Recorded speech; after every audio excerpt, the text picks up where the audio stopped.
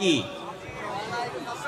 যদি কেউ সালাম দেয় আর তার অপর ব্যক্তি যদি সালাম না দেয় তাহলে বোঝা যায় তার উভয়ের ভিতরে গন্ডগোল আছে। আমার আর আপনাদের ভিতরে কোনো গন্ডগোল আছে? আরো জোরে বলেন। সকলে জোরে সোরে সালামের উত্তর দিব। আসসালামু আলাইকুম ওয়া রাহমাতুল্লাহ। সকলে কেমন আছেন? আলহামদুলিল্লাহ। আল্লাহ সকলকে কবুল করেন। সকলে বলেন আমিন। ইন্নাল হামদালিল্লাহ الحمد لله نحمده ونستعينه ونستغفره ونؤمن به ونتوكل عليه ونعوذ بالله من شرور أنفسنا ومن سيئات أعمالنا من يهده الله فهو المهتد ومن يضلل فلن تجد له وليا مرشدا ونشهد أن لا إله إلا الله وحده لا شريك له ونشهد أن محمدا عبد الله ورسوله أما بعد فقد قال الله تعالى في كلامه المجيد وفي فرقانه الحميد أعوذ بالله من الشيطان الرجيم بسم الله الرحمن الرحيم إنا نحن نزلنا الذكر وإنا له لحافظون وقال رسول الله صلى الله عليه وسلم خيركم من تعلم القرآن وعلمه أو كما قال عليه الصلاة والسلام صدق الله مولانا العظيم وصدق رسوله النبي الكريم ونحن على ذلك من الشاهدين والشاكرين والذاكرين والحمد لله رب العالمين شكل درود إبراهيم قري اللهم صل على محمد وعلى آل محمد كما صليت على إبراهيم وعلى آل إبراهيم إنك حميد مجيد اللهم بارك على محمد وعلى آل محمد كما باركت على إبراهيم وعلى آل إبراهيم إنك حميد مجيد যাদের হৃদয়ে আছে আল্লাহর ভয় তারা কবু পথ ভুলে যায় না আল্লাহর প্রেম ছাড়াই দুনিয়ায় কারো কাছে কোনো কিছু চায় না যাদের হৃদয়ে আছে আল্লাহর ভয় তারা কবু পথ ভুলে যায় না আল্লাহর প্রেম ছাড়াই দুনিয়ায় কারো কাছে কোনো কিছু চায় না রাতের আধারে যারা সেজদাতে রয় দু চোখের অশ্রুতে নদী যেন বয় ছলনার হাত ছানি যতই আসুক পিছনে ফিরেও সে তাকায় না।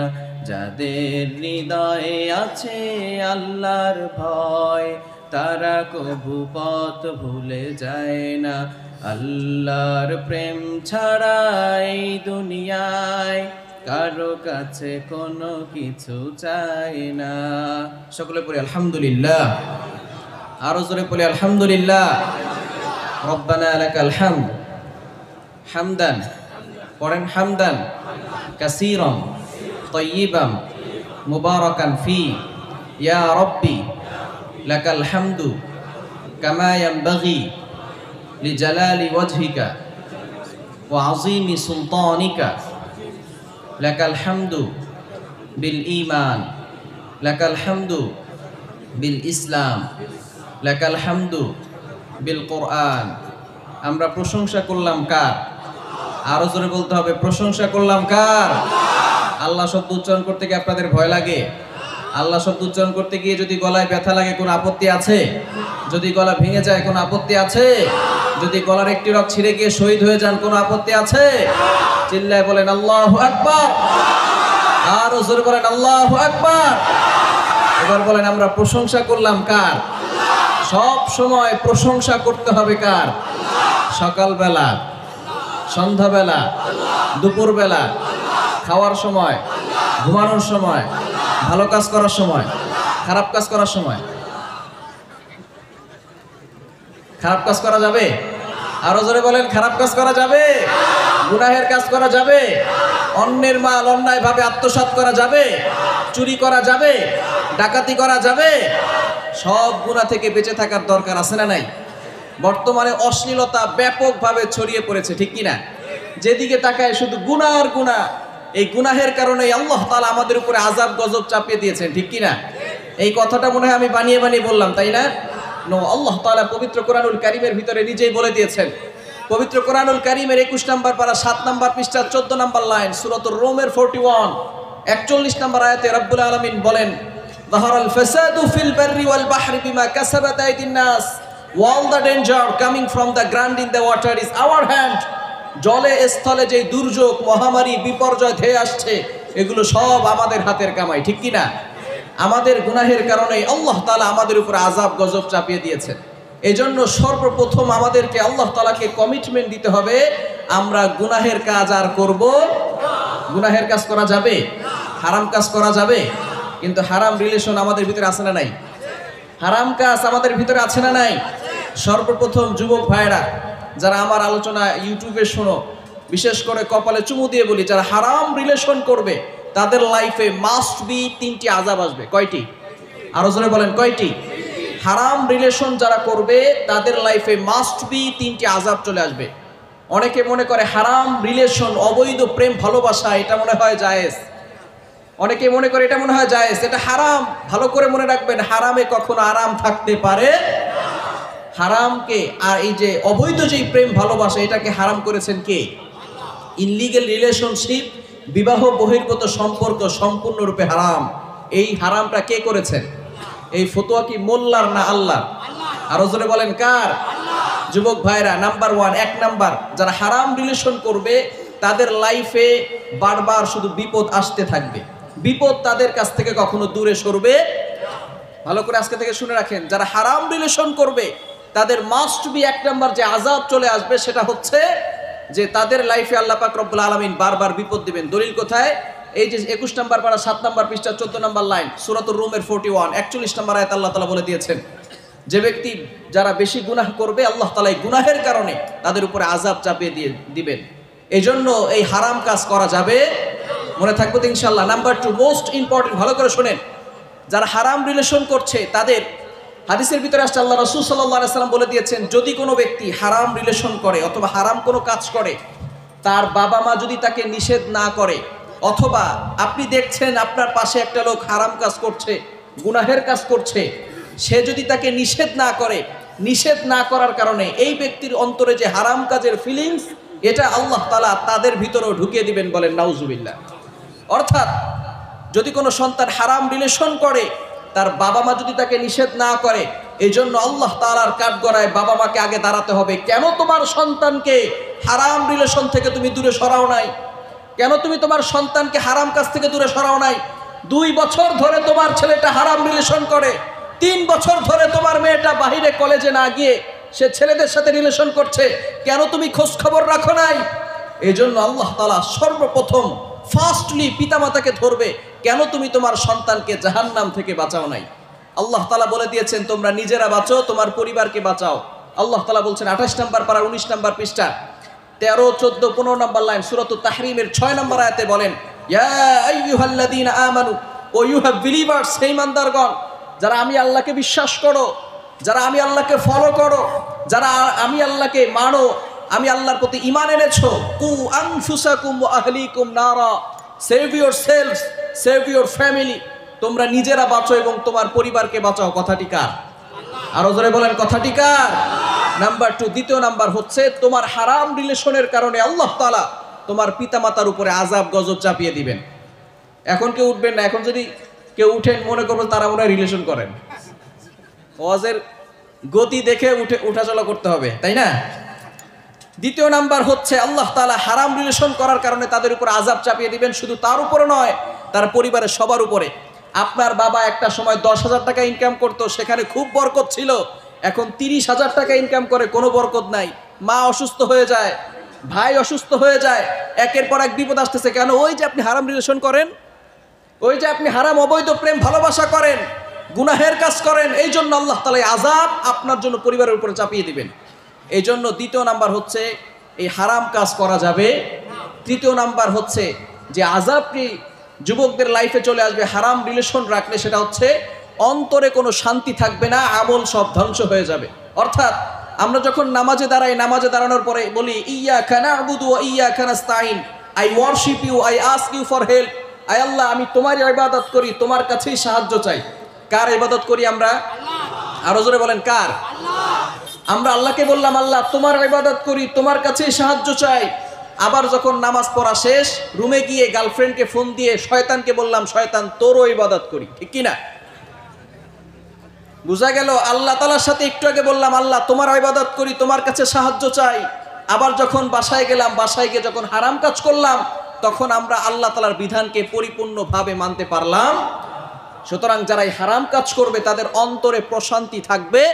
এই 3টি আযাব তার লাইফে মাস্ট বি চলে আসবে। এই জন্য যুবক ভাইরা, সর্বপ্রথম মেসেজ হচ্ছে হারাম কাজ করা যাবে, করা যাবে। হারামের ভিতরে আল্লাহ তাআলা আরাম রাখেন নাই। এজন্য এই হারাম কাজ থেকে আমাদেরকে দূরে সরে আসতে হবে। রাজি আছি তো ইনশাআল্লাহ?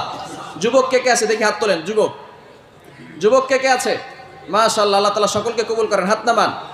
যুবকদের আছে প্রাণ ঢালা উচ্ছ্বাস, যুবকদের আছে চেতনা, যুবকদের আছে শক্তি।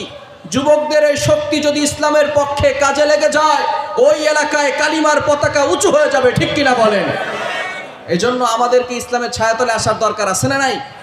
আমাদেরকে ইসলামের ছায়াতলে আসতে হবে, কোরআনের বিধিবিধানকে পরিপূর্ণভাবে ফলো করতে হবে।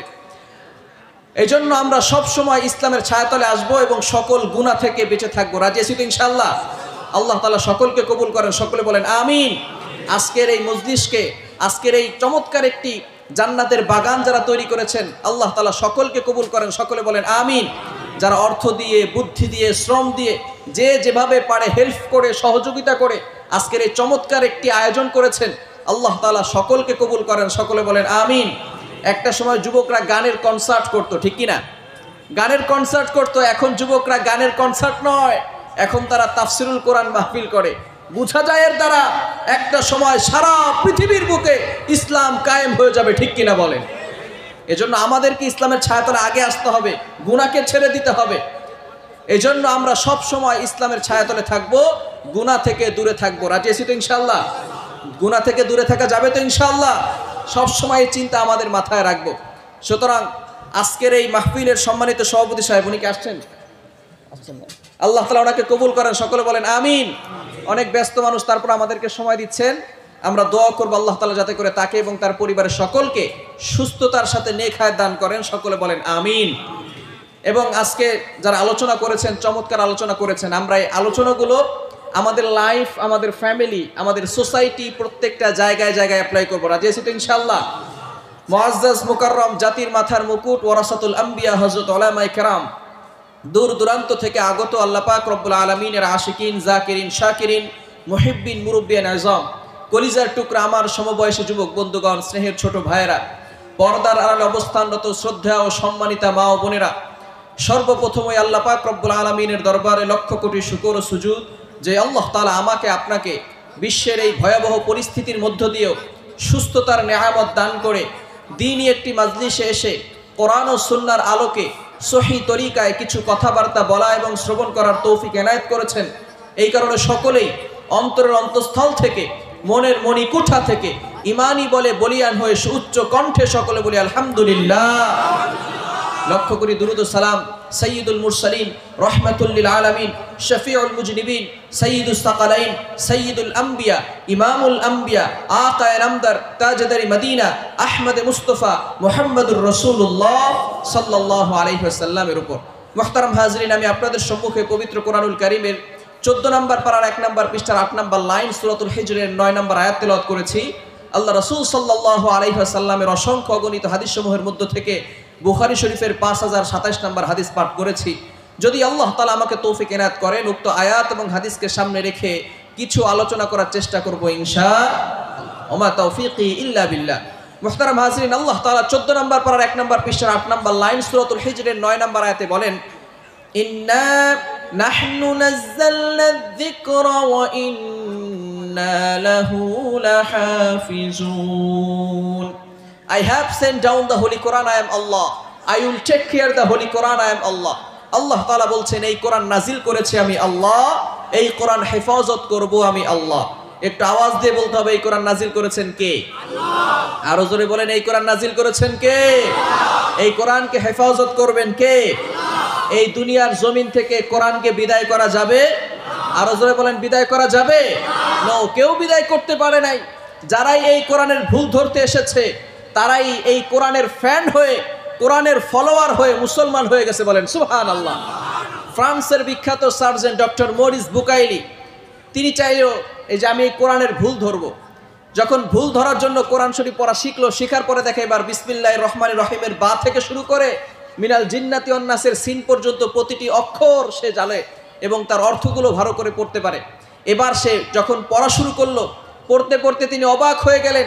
তিনি বুঝতে পারলেন এই কোরআনের ভিতরে আল্লাহ তাআলা সাগর জলের কথা, মহাকাশের কথা, পাহাড়ের কথা, মরুভূমির কথা, এমব্রোলজির কথা, অ্যাস্ট্রোলজি, কসমোলজি, ভুটানি, হিউম্যান অ্যানাটমির কথা, কোনো কথাই আল্লাহ তাআলা এই কোরআনের ভিতরে বাদ রাখে নাই। কোনো তথ্য উপাত্তের দিক থেকে আল্লাহর কোরআনে ডক্টর মরিস বুকাইলি একটা ভুলও খুঁজে পায় নাই। বলেন সুবহানাল্লাহ। সে কনভার্টিং মুসলিম হয়েছে, কালিমা পড়ে মুসলমান হয়ে নিজের নাম রেখে দিয়েছে সুলাইমান। বলেন সুবহানাল্লাহ। সুতরাং এই কোরআনকে বিদায় করা যাবে? এই কোরআনের ভিতরে কোনো ভুল আছে? আল্লাহ তাআলা এই কোরআনের ভিতরে সব দিয়েছেন। এটা আমার কথা না, আল্লাহ তাআলা নিজে বলছেন। 7 নম্বর পারার 11 নম্বর পৃষ্ঠার 7 নম্বর লাইন সূরাতুল আনআমের 38 নম্বর আয়াতে আল্লাহ তাআলা বলেন, মা ফাররাতনা ফিল কিতাবি মিন শাই, I have not left anything in the Quran. আমি কোরআনে কোনো কিছু বাকি রাখি নাই। এটা কোন কোরআনের কথা? আল্লাহ তাআলা সূরা বাকারা শুরুতেই চ্যালেঞ্জ ছুড়ে দিয়েছেন। আমরা যারা বই পড়ি, যারা বই পড়তে অভ্যস্ত, তারা জানি সমস্ত বইয়ের শুরুতে একটা ভূমিকা লেখা থাকে, যেখানে লেখা থাকে যদি এই বইয়ের ভিতরে কোনো ভুল আপনারা খুঁজে পান আমাদেরকে ধরিয়ে দিবেন, আমরা পরবর্তী সংস্কারের সময় এটাকে ঠিক করব, ঠিক কিনা? কিন্তু আল্লাহ তাআলা এমন একটি কিতাব নাজিল করলেন, শুরুতেই চ্যালেঞ্জ ছুড়ে দিয়েছেন। সূরা বাকারার শুরুতেই বলেন, দালিকাল কিতাবু লা রাইবা ফি, the book in which there is no doubt. এটা এমন একটা কিতাব যে কিতাবের ভিতরে কোনো সন্দেহ। সুতরাং সব সমস্যার সমাধান দিতে পারে, সব সমস্যার সমাধান দিতে পারে। সমাধান চাও যদি জীবনে মরণে, ফিরে যাও খুঁজে নাও চোখ রাখো কোরআনে। সমাধান চাও যদি জীবনে মরণে, ফিরে যাও খুঁজে নাও চোখ রাখো কোরআনে। তবেই পাবে সুখ শান্তির ঠিকানা, তবেই পাবে সুখ শান্তির ঠিকানা, যদি মেনে নাও তুমি মনে প্রাণে। সমাধান চাও যদি জীবনে মরণে, ফিরে যাও খুঁজে নাও চোখ রাখো কোরআনে। এ বাণী সকলের নয় শুধু মুমিনের, যারাই চলবে মেনে ফল পাবে কোরআনের। ঘরে বলো কিবা রাষ্ট্রে বলো, অশান্তি দূর করে শান্তি আনে। সমাধান চাও যদি জীবনে মরণে, ফিরে যাও খুঁজে নাও চোখ রাখো কোরআনে। সবাই পড়েন, সমাধান চাও যদি জীবনে মরণে, ফিরে যাও খুঁজে নাও চোখ রাখো কোরআনে। If you want a solution this dunya and akhirah, go back, have a look to the holy Quran. ঠিক কি না? এজন্য চোখ রাখতে হবে কোথায়? নাকি স্টার জলসার জি বাংলার পর্দায়? চোখ রাখতে হবে কোথায়? কোরআনে। আমরা কোরআনে চোখ রাখতে পারবো তো ইনশাআল্লাহ? সুতরাং এই কোরআনের সাথে সম্পর্ক করা যাবে তো ইনশাআল্লাহ? আমার মুসলমান বন্ধুগণ, এই মজলিসটা বড় দামি মজলিস। এখানে আপনারা যারা বসে আছেন মনে করবেন না শুধু আপনারা আছেন, আপনাদের চতুর্দিক থেকে ফেরেশতারা আপনাদেরকে বেষ্টন করে রেখেছে। বলেন সুবহানাল্লাহ। ফেরেশতারা যখন আল্লাহ পাক রব্বুল আলামিন মানুষ বানাতে চাইলো, ফেরেশতারা ভেটু দিয়েছে, ভেটু। আল্লাহ মানুষ বানানোর কোনো দরকার নাই। সূরা বাকারার 30 নম্বর আয়াত আল্লাহ তাআলা বলে দিয়েছেন, 1 নম্বর পারার 5 নম্বর পৃষ্ঠার 2-3 নম্বর লাইনে বলেন, ওয়া নাহনু নুসাব্বিহু বিহামদিকা ওয়া নুকদ্দিসু লাক। আয় আল্লাহ, ইবাদত করার জন্য তো আমরাই আছি, মানুষ বানানোর কি দরকার? মানুষরা দুনিয়াতে গিয়ে মারামারি করবে, ফিতনা ফাসাদ সৃষ্টি করবে, মানুষ বানানোর কোনো দরকার নাই। আল্লাহ তাআলা তাদের প্রতি উত্তরে বললেন, ইন্নী আ'লামু মা লা তা'লামুন। সুবহানাল্লাহ।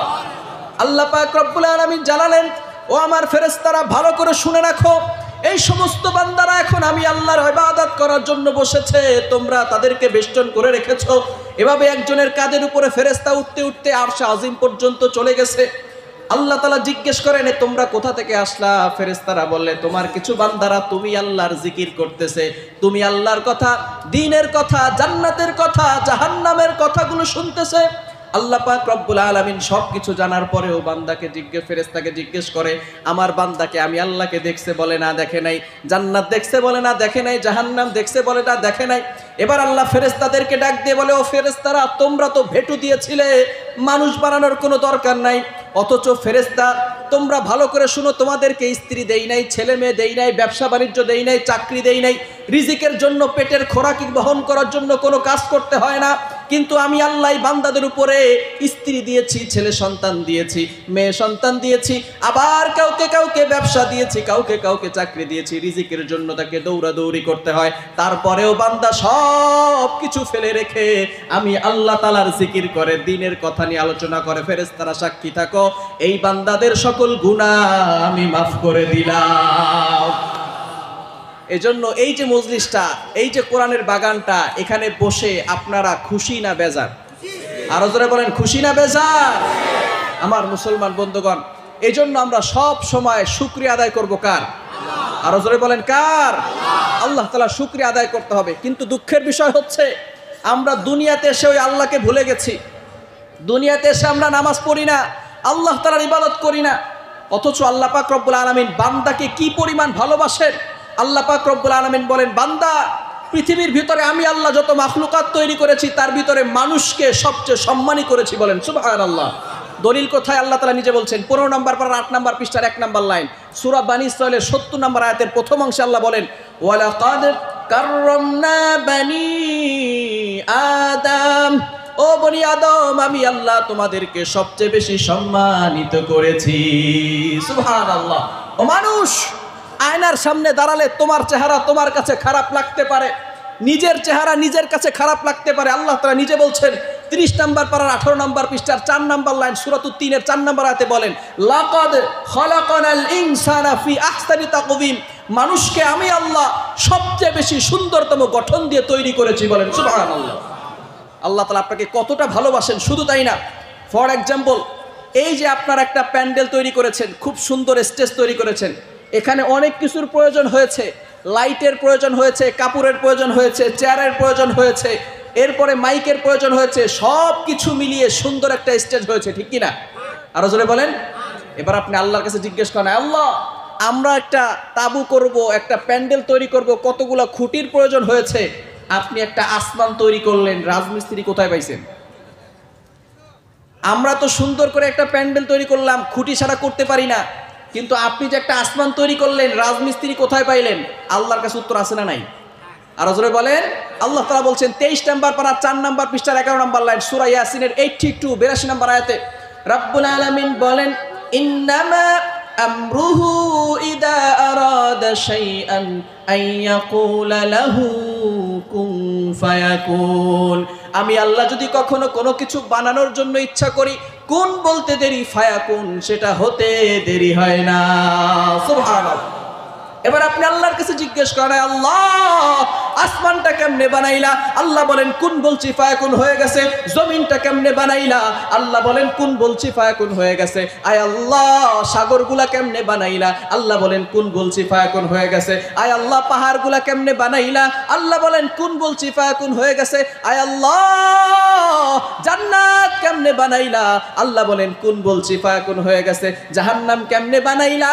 আল্লাহ বলেন কুন বলছি ফায়াকুন হয়ে গেছে। আয় আল্লাহ সিদরাতুল মুনতাহা কেমনে বানাইলা? আল্লাহ বলেন কুন বলছি ফায়াকুন হয়ে গেছে। আয় আল্লাহ লাউহে মাহফুজ কেমনে বানাইলা? আল্লাহ বলেন কুন বলছি ফায়াকুন হয়ে গেছে। আয় আল্লাহ জিনদেরকে কেমনে বানাইলা? আল্লাহ বলেন কুন বলছি ফায়াকুন হয়ে গেছে। আয় আল্লাহ নূরের তৈরি ফেরেশতাদেরকে কেমনে বানাইলা? আল্লাহ বলেন কুন বলছি ফায়াকুন হয়ে গেছে। এবার আপনি আল্লাহর কাছে জিজ্ঞেস করেন, আল্লাহ মানুষকে তো সুন্দর করে তৈরি করলেন, মানুষকে সবচেয়ে দামি করে দুনিয়াতে পাঠালেন, মানুষকে সর্বশ্রেষ্ঠ করে দুনিয়াতে পাঠালেন, মানুষকে কিভাবে তৈরি করেছেন? আল্লাহ বলেন খালাকতাহু বিয়াদাই, মেড বাই মাই হ্যান্ড। মানুষকে আমি আল্লাহ আমার কুদরতি হাতের দ্বারা তৈরি করেছি। আল্লাহ তাআলা বান্দাকে কি পরিমাণ ভালোবাসেন, কি পরিমাণ মহব্বত করেন, কিন্তু বান্দা দুনিয়াতে এসে আল্লাহকে ভুলে যায়। আল্লাহ তাআলা বান্দাকে প্রমাণ করতে চান, বান্দা তুমি কিন্তু বড় অসহায় ছিলে, তুমি বড় ছোট ছিলে। আমরা যখন দুনিয়াতে আসি তখন ছোট থাকি, আমাদের দাঁতও থাকে। যখন দুনিয়াতে মানুষ আসে কথা বলতে পারে? আরো জোরে বলেন। কেমন যেন আল্লাহ তাআলা বান্দাদেরকে বলতে থাকে ফালালাকা সিন্নুন তখতা, you did not have bit to cut, তোমার দাঁত ছিল না যে কাটবে। আমরা যখন দুনিয়াতে আসি আমাদের দাঁত থাকে না। আল্লাহ তাআলা বলতে চাচ্ছেন কেমন যেন বান্দাদেরকে, বান্দা শোনো, তুমি যে এত অহংকারী দেখাও, এত ভাব দেখাও, এত অহংকারী ভাব নিয়ে চলাফেরা করো, ফালালাকা সিন্নুন তখতা, you did not have bit to cut, তোমার দাঁত ছিল না যে কাটবে। ওয়ালালাকা লিসানুন তানতিক, there was a tongue but no speech, জিহ্বা ছিল কিন্তু বাকশক্তি ছিল না। ওয়ালালাকা উদুনুন তাসমা, there were eyes, there were ears but no hearing, কান ছিল কিন্তু শ্রবণ শক্তি ছিল না। ওয়ালালাকা আকলুন তুমাইয়িজ, there was a brain but no ability to understand good and evil, মগজ ছিল কিন্তু ভালো মন্দ বুঝার ক্ষমতা ছিল না। ওয়ালালাকা কলবুন তাতাফাক্কার, there were hearts but no ability to think, অন্তর ছিল কিন্তু চিন্তা ভাবনা করার ক্ষমতা ছিল না। আল্লাহ পাক রব্বুল আলামিন বলতে যাচ্ছেন, বান্দা তুমি বড় অসহায় ছিলে, তোমার হাত ছিল কিন্তু কর্ম করার ক্ষমতা ছিল না। ওয়ালালাকা রিজলুন তামশি, there were legs but no ability to walk, পা ছিল কিন্তু চলার ক্ষমতা ছিল না। কুনতা মিসকিনা, ইউ আর হেল্পলেস, বান্দা তুমি বড় অসহায় ছিলে। কেমন অসহায়? একটা মুরগির বাচ্চার থেকেও বেশি অসহায়।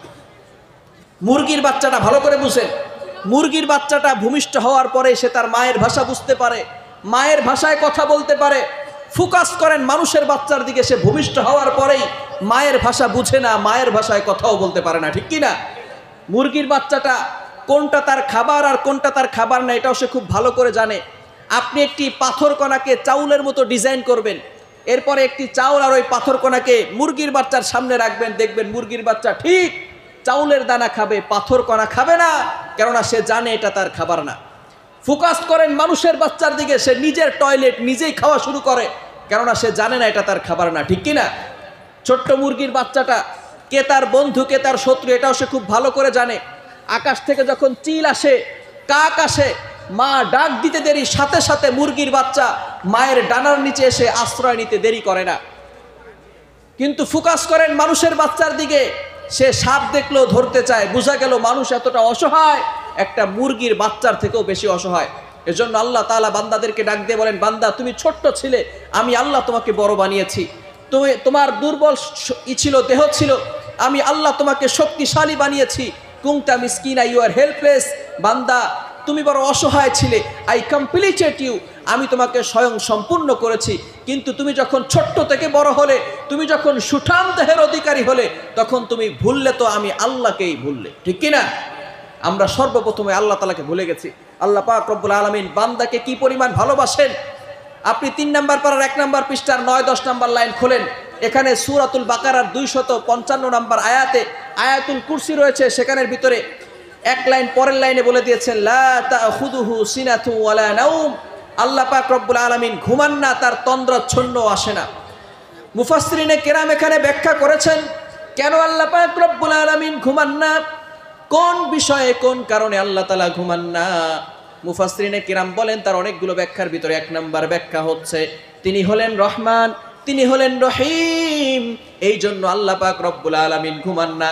রাত্র যখন গভীর হয়ে যায়, যখন সকল অফিস আদালত বন্ধ হয়ে যায়, রাতের বেলা যখন সকল পুলিশ কর্মকর্তারা ঘুমিয়ে যায়, তখন যদি কোনো বান্দা বিপদে পড়ে, আর বিপদে পড়ে সে যদি তার রবকে ডাকে, বলে আল্লাহ আমাকে এই বিপদ থেকে বাঁচাও, ওই ডাক বান্দার ডাকে সাড়া দেওয়ার জন্য আমি আল্লাহর চোখে ঘুম আসে না।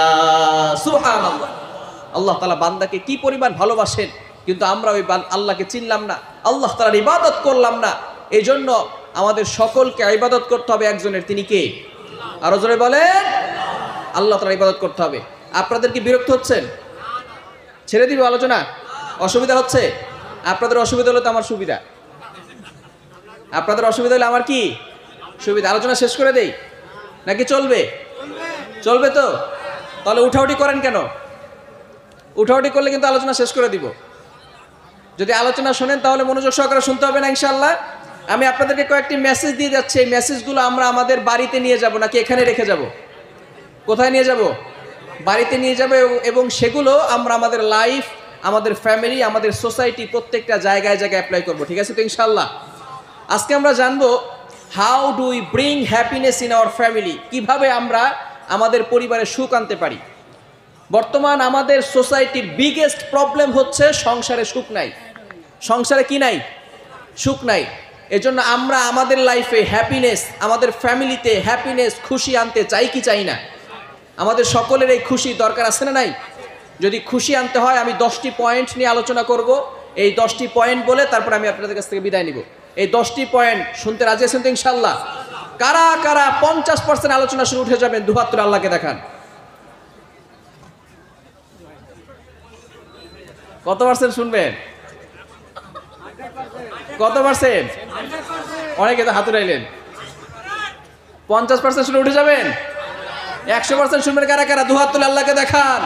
আল্লাহ পাক রব্বুল আলামিন সকলকে কবুল করেন। সকলে বলেন আমিন।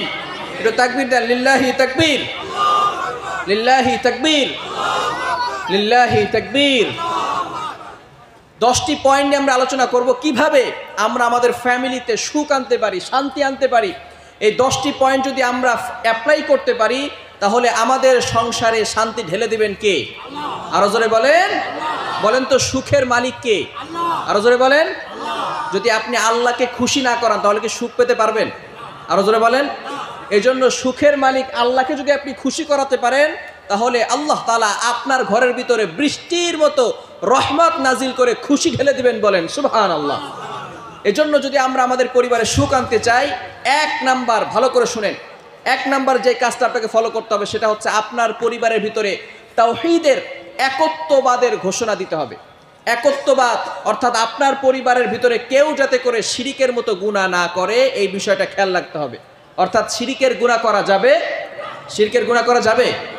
আল্লাহ পাক রব্বুল আলামিন 5 নাম্বার পারার 5 নাম্বার পৃষ্ঠার 4-5 নাম্বার লাইন সূরাতুন নিসায়ের 48-48 নাম্বার আয়াতে বলেন, ইন্নাল্লাহা লা ইয়াগফিরু আন ইউশরাকা বিহি ওয়া ইয়াগফিরু মা দুনা যালিকা লিমান ইয়াশা। আল্লাহ পাক রব্বুল আলামিন যারা গুনাহ করবে সকল গুনাহ ক্ষমা করবেন, কিন্তু যারা শিরকের গুনাহ করবে তাদেরকে আল্লাহ তাআলা ক্ষমা করবেন না। এজন্য শিরকের গুনাহ করা যাবে? আরো জোরে বলেন। শিরিক থেকে সবসময় দূরে থাকতে হবে। শিরিকের ভিতরে কয়েকটি প্রকার আছে। শিরিক হচ্ছে 2 প্রকার। আর শিরক, একটা হচ্ছে বড় শিরিক আর একটা হচ্ছে ছোট শিরিক। বড় শিরিক যারা করবে তারা ডাইরেক্ট মুশরিক হয়ে যাবে, তারা আর মুসলমান থাকবে। বড় শিরিক করা যাবে অর্থাৎ আল্লাহ তাআলার সাথে কাউকে অংশীদার করা যাবে না। অনেকে আছে আমাদের মসজিদে একসাথেই নামাজ পড়ে আল্লাহ তাআলাকে সেজদা করে। আমরা মসজিদে সেজদা করি কার জন্য? আরো জোরে বলেন, আল্লাহর জন্য। আবার মাজারে গিয়ে যে সেজদা দিলাম সেটা দিলাম কার জন্য? মাজারে গিয়ে যে সেজদা দিলাম সেই সেজদাটা কাকে দিলাম? ওটাও কি আল্লাহকে দিছি? আরো জোরে বলেন। বোঝা গেল মাজারে গিয়ে সেজদা দেওয়া জায়েজ। মাজারে গিয়ে সেজদা দেওয়া জায়েজ। মাজারে গিয়ে যারা সেজদা দিবে তারা কি মুমিন থাকবে না মুশরিক হয়ে যাবে? তারা মনে করে বাবার কাছে চাইলে আল্লাহ যেমন পারে বাবাও তেমন পারে। তারা বুঝা গেল আল্লাহর সাথে বাবাকে শরীক করায়, আর বাবাকে শরীক করানোর ফলে তারা আল্লাহর সাথে শিরিক করে। আর আল্লাহ তাআলা বলে দিয়েছেন ইন্না শিরকা লা যুলমুন আযীম, শিরিক ইজ দ্য বিগেস্ট ক্রাইম। শিরিক হচ্ছে সবচেয়ে বড় অপরাধ, সবচেয়ে বড় জুলুম। আর যারা আল্লাহকে সেজদা না গিয়ে বাবাকে গিয়ে সেজদা করে, কবরে গিয়ে সেজদা করে, তারা আল্লাহর সাথে কবরকে শরীক করে, আল্লাহর সাথে বাবাকে শরীক করে। বুঝা গেল আল্লাহ পাক রব্বুল আলামিন তারা এমন বড় অপরাধ করেছে, তারা সবচেয়ে বড় জুলুম করেছে বান্দা আল্লাহর সাথে। কার সাথে? আরো জোরে বলেন। শিরক হচ্ছে সবচেয়ে বড় জুলুম, আর এই জুলুমটা তখন বান্দা আল্লাহর সাথে করে। কার সাথে করে? এজন্য শিরকের গুনাহ থেকে বেঁচে থাকার দরকার আছে না নাই? যে সমস্ত লোক এখানে বসে আছেন, আপনার দায়িত্ব হচ্ছে আপনার সন্তানকে শিরিক থেকে বাঁচানো। লোকমানে হাকিম তার সন্তানকে 10টি নসিহত করেছিলেন। আল্লাহ পাক রব্বুল আলামিনের কাছে এতটা ভালো লেগেছে, এই নসিহতগুলো আল্লাহ তাআলা কোরআনুল কারীমের ভিতরে আয়াত হিসেবে নাজিল করে দিয়েছেন। সুবহানাল্লাহ। আল্লাহ পাক রব্বুল আলামিনের কাছে এতটা ভালো লেগেছে, আল্লাহ পাক রব্বুল আলামিন এটাকে আয়াত করে নাজিল করে দিয়েছেন। আপনি 21 নম্বর পারা খুলেন, 21 নম্বর পারার 11 নম্বর পৃষ্ঠার 4-5 নম্বর লাইন, সূরাতুল লোকমানের 13 নম্বর আয়াতে রব্বুল আলামিন বলেন, ওয়াইদ ক্বালা লুকমানু লিবনিহি ওয়া হুয়া ইয়াইদুহু ইয়া বুনাইয়া লা তুশরিক বিল্লাহ ইন্নাশ শিরকা লাযুলমুন আযীম। লোকমানে হাকিম তার সন্তানকে উপদেশ দিয়েছেন, নসিহত করেছেন, ইয়া বুনাইয়া লা তুশরিক বিল্লাহ, মাই ডিয়ার সন, আমার প্রিয় পুত্র, তোমরা আল্লাহর সাথে কাউকে শিরিক করবে না। আল্লাহর সাথে শিরিক করা যাবে? লোকমানে হাকিম তার ছোট্ট বাচ্চাটিকে, সে নামাজে কিভাবে করতে হয় সেটা বুঝে না, সে ভালো করে বুঝে না শিরিক কাকে বলে। সেখানে বাবা তার সন্তানকে নসিহত করছে যে কখনো আল্লাহর সাথে শিরিক করা যাবে না। আমাদের এখানে এমন লোক খুঁজে পাওয়া দুষ্কর হয়ে যাবে যে সে তার সন্তানকে নসিহত করেছে যে সন্তান, কখনো আল্লাহর সাথে শিরিক করা যাবে না। এমন লোক কি আছে যে তার সন্তানকে বলেছে আল্লাহর সাথে শিরিক করো না? একজন লোকও খুঁজে পাওয়া যাবে না। অথচ লোকমানে হাকিম তার সন্তানকে নসিহত করেছেন, আল্লাহ তাআলা এটাকে আয়াত করে নাজিল করে দিয়েছেন। সুতরাং আমরা আজকে থেকে আমাদের সন্তানদেরকে, আমাদের পরিবারে যদি কেউ শিরিক করতে চায়, আমার মেয়েটা যদি বাবার মাজারে যায়, আমার বউ যদি বাবার মাজারে যায়, তাহলে তাদেরকে এই মাজার থেকে ফেরানোর দায়িত্ব আমাদের আছে না নাই? আরো জোরে বলেন। এই জন্য আমরা আল্লাহ তাআলার সাথে কাউকে অংশীদার করব, মনে থাকবো তো ইনশাল্লাহ। 1 নাম্বার হচ্ছে আপনার ঘরের ভিতর থেকে শিরিক দূর করতে হবে, একত্ববাদের ঘোষণা দিতে হবে। এটা আমরা করতে রাজি আছি তো ইনশাল্লাহ? এটা করা যাবে তো ইনশাল্লাহ? নাম্বার 2, দ্বিতীয় নাম্বার হচ্ছে ফলোইং দ্য সুন্নাহ, অর্থাৎ নবীর সুন্নতকে ফলো করতে হবে। কি করতে হবে? আরো জোরে বলেন। নবীর সুন্নতকে ফলো করতে হবে। এটা করতে রাজি আছি তো ইনশাল্লাহ? আমরা সুন্নত মানতে পারি আর নবীকে ঢোল পিটিয়ে বলি ভালোবাসি, কিন্তু নবীর ভালোবাসায় দাড়ি পর্যন্ত রাখতে পারলাম। তো আপনি কিসের নবীকে ভালোবাসেন? যদি নবীকে ভালোই বাসতেন তাহলে আপনি তো দাড়ি রাখতেন। এখন যাদের দাড়ি নেই তারা মনে করে হুজুর মনে আমারে ধরছে, আমারে মনে হয় দেখছে, এই জন্য হুজুর আমাকেই বলতেছে। না, আপনাকে বলছি না। রাসূল সাল্লাল্লাহু আলাইহি ওয়াসাল্লাম দাড়ি রেখেছেন, আর দাড়ি রাখলে উপকার রয়েছে, ক্ষতি ১৫০০ বছর আগে দেখেন রাসূল সাল্লাল্লাহু আলাইহি ওয়াসাল্লামের সুন্নতকে যদি কেউ ফলো করে তাহলে আল্লাহ পাক রব্বুল আলামিন সেখানের ভিতরেই বরকত দিয়েছেন। সমস্ত নবীরা দাড়ি রেখেছেন, সমস্ত নবীদের সুন্নাহ, আর আমাদের জন্য দাড়ি রাখা হচ্ছে ওয়াজিব। আমি নবীকে ভালোবাসলাম কিন্তু নবীর ভালোবাসায় দাড়ি রাখতে পারলাম না, বোঝা গেল আমি প্রকৃতপক্ষে নবীর আশেক হতে পারলাম। এজন্য নবীর আশেক হতে হলে নবীর যে সুন্নাহগুলো আছে সেগুলো ফলো করতে হবে। সুন্নাহ of eating, Sunnah of sleeping, আপনার খাওয়ার সময় সুন্নাত, ঘুমানোর সময় সুন্নত, এগুলো সব ফলো করতে হবে। সব সময় মনে রাখবেন, বিশেষ করে যুবক ভাইরা, অনেকে মনে করে যদি দাড়ি রাখি তাহলে মেয়েরা আমাদেরকে পাত্তা দিবে না, ঠিক কিনা? অনেক ছেলেরা মনে করে আমি স্মার্ট হতে পারবো না, যদি দাড়ি রেখে দেই তাহলে মেয়েরা আমাকে আনস্মার্ট বলবে। এরকম যুবক আছে না নাই? যুবকদের জন্য মেসেজ হচ্ছে, দাড়িকে রেখে দাও। ইউসুফ আলাইহিস সালাম সবচেয়ে বেশি সুন্দর ছিলেন, ঠিক কিনা? ইউসুফ আলাইহিস সালাম সবচেয়ে বেশি সুন্দর ছিলেন, দাড়িকে 3 বেলা সেটে, তাই না? দাড়িকে রেখে তিনি সুন্দর হয়েছেন। ইউসুফ আলাইহিস সালামের থেকে বেশি সুন্দর ছিলেন আমাদের নবী, বলেন সুবহানাল্লাহ। আমাদের নবী সবচেয়ে বেশি সুন্দর ছিলেন। ইউসুফ আলাইহিস সালামের চেহারা দেখে মিশরের নারীরা তাদের আঙ্গুল কেটে ফেলেছিল। আর আয়েশা রাদিয়াল্লাহু তাআলা আনহা বলেন, ও মিশরের নারীরা, তোমরা ইউসুফ আলাইহিস সালামের চেহারা দেখে তোমাদের আঙ্গুল কেটেছো, তোমরা যদি আমার প্রিয় হাবিবকে দেখতে তাহলে তোমরা তোমাদের কলিজা কেটে ফেলতে, টেরও পেতে না, বলেন সুবহানাল্লাহ। সুতরাং আমাদের নবীর সৌন্দর্য কম ছিল না বেশি ছিল? আরো জোরে বলেন, কম ছিল না বেশি ছিল? নবীর সৌন্দর্য অনেক বেশি ছিল।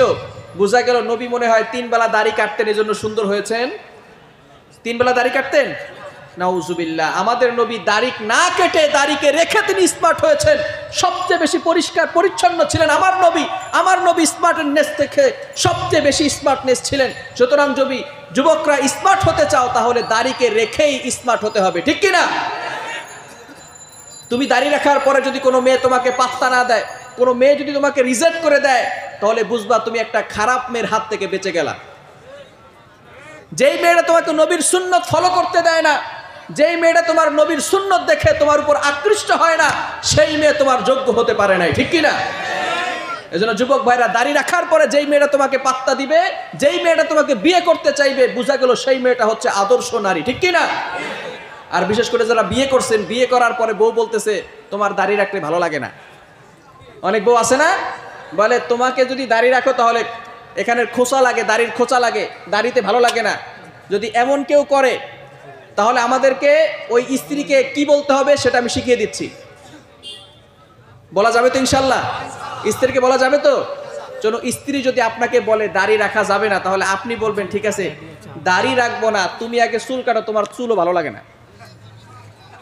আমার দাড়ি তোমার ভালো লাগে না, তোমার চুল আমার ভালো লাগে না, তুমি আগে চুল কাটো, এরপর আমি দেখবো দাড়ি কাটা যায় কিনা। নারীরা কি তাদের চুল কাটবে? আরো জোরে বলেন। আল্লাহ তাআলা নারীদেরকে মাথার সৌন্দর্য দিয়েছেন, চুল দ্বারা তাদেরকে আল্লাহ তাআলা সৌন্দর্য মণ্ডিত করেছেন, আর পুরুষকে আল্লাহ তাআলা সৌন্দর্য করেছেন দাড়ির মাধ্যমে। এজন্য যুবক ভাইরা, দাড়ি রাখা যাবে তো ইনশাআল্লাহ? আরো জোরে বলেন। দাড়ি রাখলে কি কি উপকার হয় দেখেন। 1500 বছর আগে রাসূল সাল্লাল্লাহু আলাইহি সাল্লাম যে দাড়ির কথা বলেছেন, দাড়ি রাখলে চিকিৎসা বিজ্ঞান, আজকে গিয়ে গুগলে সার্চ করবেন দাড়ি রাখলে কি কি উপকার হয়, দেখবেন 8টা 10টা 9টার মতো উপকার আছে, কোনো ক্ষতি নাই। চিকিৎসা বিজ্ঞান, সায়েন্স, আধুনিক যেই চিকিৎসা বিজ্ঞান রয়েছে তারা বলতেছে দাড়ি রাখলে সবচেয়ে বড় যে উপকারটা হয় সেটা হচ্ছে আমাদের পাশে যেই দূষিত যেই ব্যাকটেরিয়া রয়েছে এগুলো আমাদের মুখে চলে যাওয়ার ফলে আমাদের গলায় ক্যান্সার হওয়ার সম্ভাবনা রয়েছে। চিকিৎসা বিজ্ঞান বলে যারা দাড়ি রাখে, এই দাড়ি রাখার ফলে এই ব্যাকটেরিয়াগুলো মুখের ভিতরে প্রবেশ করতে পারে না, দাড়িতে আটকে থাকে, যার কারণে সে গলার ক্যান্সার থেকে বাঁচতে পারে। বলেন সুবহানাল্লাহ।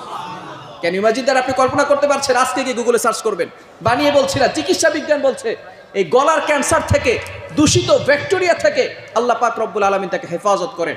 শুধু তাই না, যারা দাড়ি বেশি বেশি কাটে তাদের ত্বক নষ্ট হয়ে যায়, যারা দাড়ি রাখে তাদের ত্বক ঠিক থাকে, এটা চিকিৎসা বিজ্ঞান বলেছে।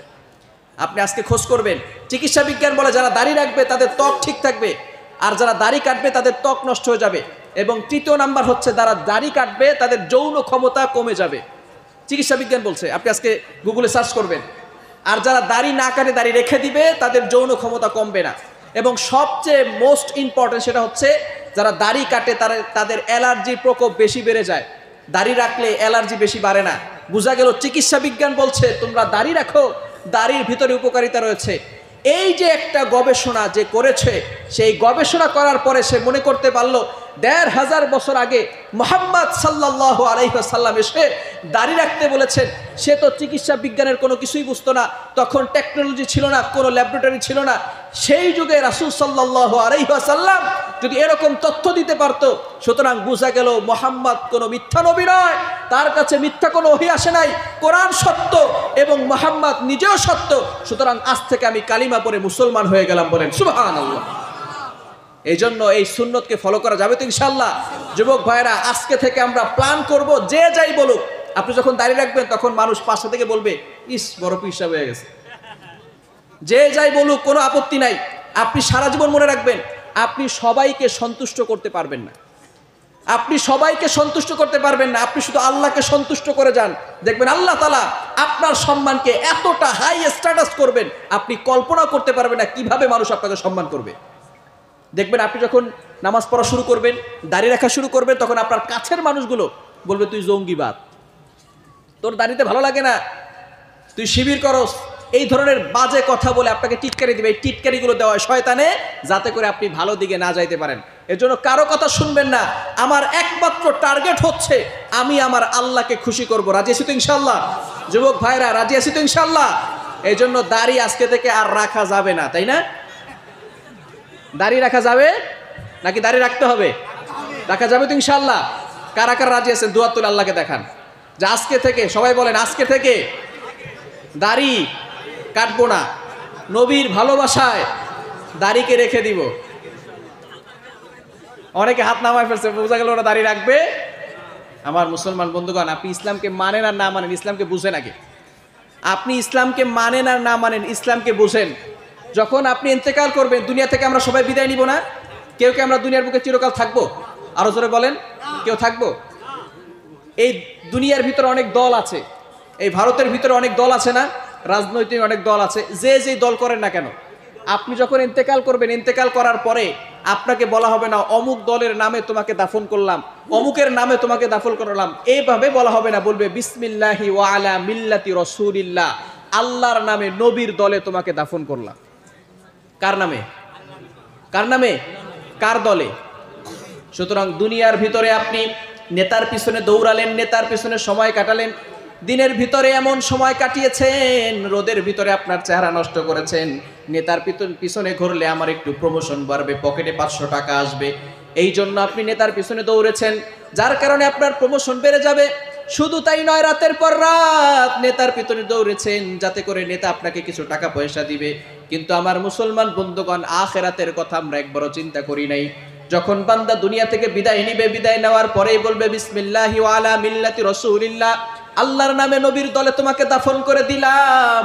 দুনিয়ার ভিতরে দলের জন্য কত কিছু করলা, কিন্তু কিয়ামতের সময় কঠিন বিপদে যখন পড়বা, কবরের ভিতরে যখন কঠিন বিপদে পড়বা, ওই দিন যার দলে থাকতে হবে সেই দলের জন্য তুমি দাঁড়িয়েও রাখতে পারলা না, দাঁড়িয়েও রাখতে পারলাম না। এই জন্য আমরা নবীর ভালোবাসায় সুন্নতকে ফলো করতে পারবো তো ইনশাআল্লাহ? আমাদের নবী হচ্ছেন সকলের জন্য আদর্শ, সকলের জন্য হচ্ছেন আমাদের নবী আদর্শ। ইংল্যান্ডের ব্রিটিশ মিউজিয়ামে, সেখানে এন্ট্রান্সে সাদা পাথরের ফলকে লেখা, as a father, as a teacher, as a law giver, as a law maker, as a reformer of the society, Mohammad is the superman of the world.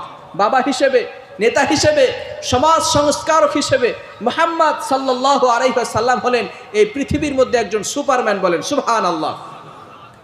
আপনি যদি আদর্শ পিতা হতে চান, তাহলে আপনি বাবা মুহাম্মদ সাল্লাল্লাহু আলাইহি সাল্লামকে ফলো করেন, আপনি আদর্শ পিতা হতে পারবেন।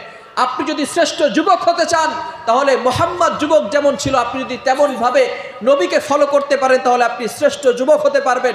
আপনি যদি শ্রেষ্ঠ শ্বশুর হতে চান, তাহলে শ্বশুর মুহাম্মদ সাল্লাল্লাহু আলাইহি সাল্লাম যেমন ছিল, আপনি যদি তাকে তেমন ভাবে ফলো করতে পারেন, তাহলেই আপনি শ্রেষ্ঠ শ্বশুর হতে পারবেন, শ্রেষ্ঠ বাবা হতে পারবেন, শ্রেষ্ঠ কিশোর, শ্রেষ্ঠ শিশুর, সব কিছু আপনি যদি নবীকে ফলো করতে পারেন, তাহলে আপনি হতে পারবেন। সুতরাং নবীকে অনুসরণ করতে হবে, এই কথাটা কে বলে দিয়েছেন? আরো ধরে বলেন। বানিয়ে বলছেন, আল্লাহ তাআলা নিজে বলছেন। 3 নাম্বার পারার 13 নাম্বার পৃষ্ঠার 3-4 নাম্বার লাইন, সূরা আলে ইমরানের 31 31 নম্বর আয়াতে রব্বুল আলামিন বলেন, কুল ইন কুনতুম তুহিব্বুনাল্লাহা ফাত্তাবিউনি ইউহিব্বুকুমুল্লাহ ওয়া ইয়াগফির লাকুম যুনুবাকুম ওয়াল্লাহু গফুরুর রহিম। রব্বুল আলামিন বলেন, নবী হে, আপনি আপনার উম্মতদেরকে বলে দেন, তারা যদি আমি আল্লাহকে ভালোবাসতে চায়, তারা যেন আপনাকে অনুসরণ করে। সুতরাং আল্লাহর ভালোবাসা পেতে হলে কাকে অনুসরণ করতে হবে? এই জন্য রাসূল সাল্লাল্লাহু আলাইহি সাল্লামকে আমরা অনুসরণ করতে রাজি আছি তো ইনশাআল্লাহ? এই রাসূল সাল্লাল্লাহু আলাইহি সাল্লামের ব্যাপারে তিনি এতটা ধার্মিক ছিলেন এবং এতটা আদর্শবান ছিলেন এবং এতটা বিনয়ী ছিলেন, যারা কাফের রয়েছে, যারা মুসলমান ধর্মকে ফলো করে না, ইসলামকে সাপোর্ট করে না, তারাও নবীর সম্পর্কে খুব সুন্দর সুন্দর কমেন্ট করেছে। বলেন সুবহানাল্লাহ। আপনি গুগলে গিয়ে সার্চ করে দেখবেন, ইহুদি খ্রিস্টানদের ভিতরে একজন আছে, খ্রিস্টানদের, সে হচ্ছে মাইকেল এইচ হার্ট। সে 100 মনীষীর জীবনে একটা বই লিখেছেন, বইটার নাম হচ্ছে দি 100 influential and personality in the world. অর্থাৎ সেখানে তিনি 100 জন মনীষীর জীবন এনেছেন। কয়শো? আরো জোরে বলেন। সেখানে তিনি আদম আলাইহিস সালামের জীবন এনেছেন, আব্রাহাম মানে ইব্রাহিম আলাইহিস সালামের জীবন এনেছেন, আইনস্টাইনের জীবন এনেছেন, আইজ্যাক নিউটনের জীবন এনেছেন, দালাই লামার জীবন এনেছেন, গোটা বিশ্ব কাঁপানো সব মনীষীর জীবনী তিনি সেখানে এনেছেন। সেখানে তিনি খ্রিস্টান হয়েও সর্বপ্রথম যাকে র্যাঙ্কিংয়ে 1 নম্বরে রেখেছেন, তিনি হলেন আমার নবী, আপনার নবী, প্যারা নবী, বিশ্ব নবী হযরতে মুহাম্মদুর রাসূলুল্লাহ সাল্লাল্লাহু আলাইহি সাল্লাম। সুতরাং খ্রিস্টান হয়েও নবীকে আগে সম্মান দিয়েছেন। শুধু তাই নয়, অনেক বিধর্মী যারা আছে তারা নবীকে ফলো করে, নবীর এই যে আদর্শগুলো দেখে তারা নবীকে ভালোবাসে, কিন্তু আমরা মুসলমান হয়ে নবীকে ভালোবাসতে পারলাম? এজন্য নবীকে ভালোবাসা যাবে তো ইনশাআল্লাহ। দ্বিতীয় নাম্বার হচ্ছে ফলোইং দ্য সুন্নাহ, সুন্নতকে ফলো করতে হবে। তৃতীয় নাম্বার হচ্ছে, আপনাদের কষ্ট হচ্ছে, ছেড়ে দিব, আরো জোরে বলেন। তৃতীয় নাম্বার হচ্ছে অ্যাটাচমেন্ট উইথ দ্য কোরআন, কোরআনের সাথে সম্পর্ক রাখতে হবে। কোরআনের সাথে যদি আমরা সম্পর্ক না রাখি তাহলে আমাদের ঘরের ভিতরে কখনো শান্তি আসবে। সব সময় ফলো করব যাতে করে আমরা কোরআনটাকে আমাদের ঘরের ভিতরে বাস্তবায়ন করতে পারি। আপনার কোরআন, আপনার সংসারের ভিতরে ধর্মীয় শিক্ষা, কোরআনের শিক্ষা দেওয়া খুবই ইম্পর্টেন্ট। যদি আপনার ঘরের ভিতরে ধর্মীয় শিক্ষা না থাকে, কোরআনের শিক্ষা না থাকে, তাহলে কিন্তু ওই ঘরের ভিতরে শান্তি আসবে, রহমতের ফেরেশতা ওই ঘরে প্রবেশ করবে। ভালো করে বুঝেন। 27 নম্বর পারা 10 নম্বর পৃষ্ঠার 10 নম্বর লাইনে আল্লাহ পাক রব্বুল আলামিন একটি সূরা নাজিল করেছেন, সূরা রহমান। ভালো করে বুঝেন। আল্লাহ পাক রব্বুল আলামিন তার পরিচয় দিয়েছেন আর রহমান, আল্লামাল কুরআন, খালাকাল ইনসান, আল্লামাহুল বায়ান। আল্লাহ পাক রব্বুল আলামিন বলেন আর রহমান, রহমান তিনি। তোমরা কি রহমান চিনো? আল্লাহ পাক রব্বুল আলামিন তার পরিচয় তুলে ধরছেন আর রহমান, রহমান তিনি। আল্লামাল কোরআন, কোরআন শিখিয়েছেন যিনি। এরপরে বলছেন খালাকাল ইনসান, মানুষ সৃষ্টি করেছেন যিনি। এবার আসেন ভালো করে বুঝেন। আল্লাহ তাআলা বলছেন আর রহমান, রহমান তিনি। আল্লামাল কোরআন, কোরআন শিখিয়েছেন যিনি। এরপরে বলছেন খালাকাল ইনসান, মানুষ সৃষ্টি করেছেন যিনি। এখানে বলা উচিত ছিল আমরা প্রথমে দুনিয়াতে আসি, তারপরে কোরআন শিখি, ঠিক কিনা? আমরা আগে দুনিয়াতে আসি, তারপরে কি করি? কোরআন শিখি। কিন্তু আল্লাহ তাআলা যেভাবে বলছেন আর রহমান, রহমান তিনি। আল্লামাল কোরআন, কোরআন শিখিয়েছেন যিনি। এরপরে বলছেন খালাকাল ইনসান, মানুষ সৃষ্টি করেছেন যিনি। এখানে আল্লাহ তাআলা এভাবে বলতে পারতেন আর রহমান, রহমান তিনি, খালাকাল ইনসান, মানুষ সৃষ্টি করেছেন যিনি। এরপরে বলতেন আল্লামাল কোরআন, কোরআন শিখিয়েছেন যিনি। কিন্তু আল্লাহ তাআলা এই যে ধারাবাহিকতা, এটাকে রক্ষা করলেন না। অর্থাৎ আল্লাহ তাআলা বুঝাতে চাইলেন, মুফাসসিরিনে কিরাম লিখেছেন এখানে আল্লামাল কোরআন, খালাকাল ইনসান মানে হচ্ছে মানুষ দুই প্রকার। কয় প্রকার? আরো জোরে বলেন। দুই প্রকার। একটা হচ্ছে জন্মগত মানুষ, আর একটা হচ্ছে গুণগত মানুষ। আল্লাহ পাক রব্বুল আলামিন এখানে গুণগত মানুষের পরিচয় তুলে ধরেছেন। যদি কোনো ব্যক্তি গুণগত মানুষ হতে চায় তাহলে তাকে কোরআনের শিক্ষা শিখতে হবে, ঠিক কিনা? যদি কেউ গুণগত মানুষ হতে চায় তাহলে কোরআন ছাড়া অন্য কোনো বিকল্প পদ্ধতি, কোরআনের শিক্ষা আপনাকে শিখতে হবে। এই তারপরে আপনি গুণগত মানুষ হবেন। মনে রাখবেন, গরুর পেট থেকে বেরোলেই সেটা গরু হয়ে যায়, ঠিক কিনা? ছাগলের পেট থেকে বেরোলেই সেটা ছাগল হয়ে যায়। কিন্তু মানুষের পেট থেকে বেরোলেই সেটা মানুষ হয়, তাকে মানুষ বানাতে হয়। আজ পর্যন্ত শুনেছেন গরুকে বলেছে গরুর মতো গরু হও? শুনেছেন? ছাগলের মতো ছাগল হও? শুনেছেন? কিন্তু মানুষের মতো মানুষ হও, এটা মানুষ বলে কি বলে না? বোঝা গেল মানুষ যদি আপনার সন্তানকে বানাতে চান তাহলে অবশ্যই তার ভিতরে ধর্মীয় শিক্ষা থাকতে হবে। যদি আপনার সন্তানকে ধর্মীয় শিক্ষা না দেন, তাকে যদি সুশিক্ষা না দেন, শুধু উচ্চ শিক্ষা দেন, এই সন্তান বড় হয়ে আপনাকে ঘাড় ধাক্কা দিয়ে ঘর থেকে বের করে দিবে। যে সন্তানের ভিতরে সুশিক্ষা না থাকবে, কোরআনের শিক্ষা না থাকবে, এই সন্তান আপনাকে বড় হয়ে আপনাকে কখনো পাত্তা দিবে না, আপনার কথাই সে শুনবে না। এই জন্য আপনার সন্তানকে আগে ধর্মীয় শিক্ষা দেন, কোরআনের শিক্ষা দেন। কোরআনের শিক্ষা যদি সে শিখে তাহলে সে গুণগত মানুষ হতে পারবে। আর যারা গুণগত মানুষ হবে তাদের জন্যই আল্লাহ পাক রব্বুল আলামিন জান্নাতের ব্যবস্থা করে দিয়েছেন। আবু বকর রাদিয়াল্লাহু তাআলা আনহু কোরআনের সাথে সম্পর্ক ছিল, এই জন্য তিনি গুণগত মানুষ। ওমর রাদিয়াল্লাহু তাআলা আনহুর কোরআনের সাথে সম্পর্ক ছিল, এই জন্য তিনি গুণগত মানুষ। আলী রাদিয়াল্লাহু তাআলা আনহুর কোরআনের সাথে সম্পর্ক ছিল, এই জন্য তিনি গুণগত মানুষ। এই জন্য আমাদের সন্তানদেরকে গুণগত মানুষ বানানোর দরকার আছে না নাই? আরো জোরে বলেন। সন্তানদেরকে কোরআনের শিক্ষা দিবেন। ভালো করে বুঝেন।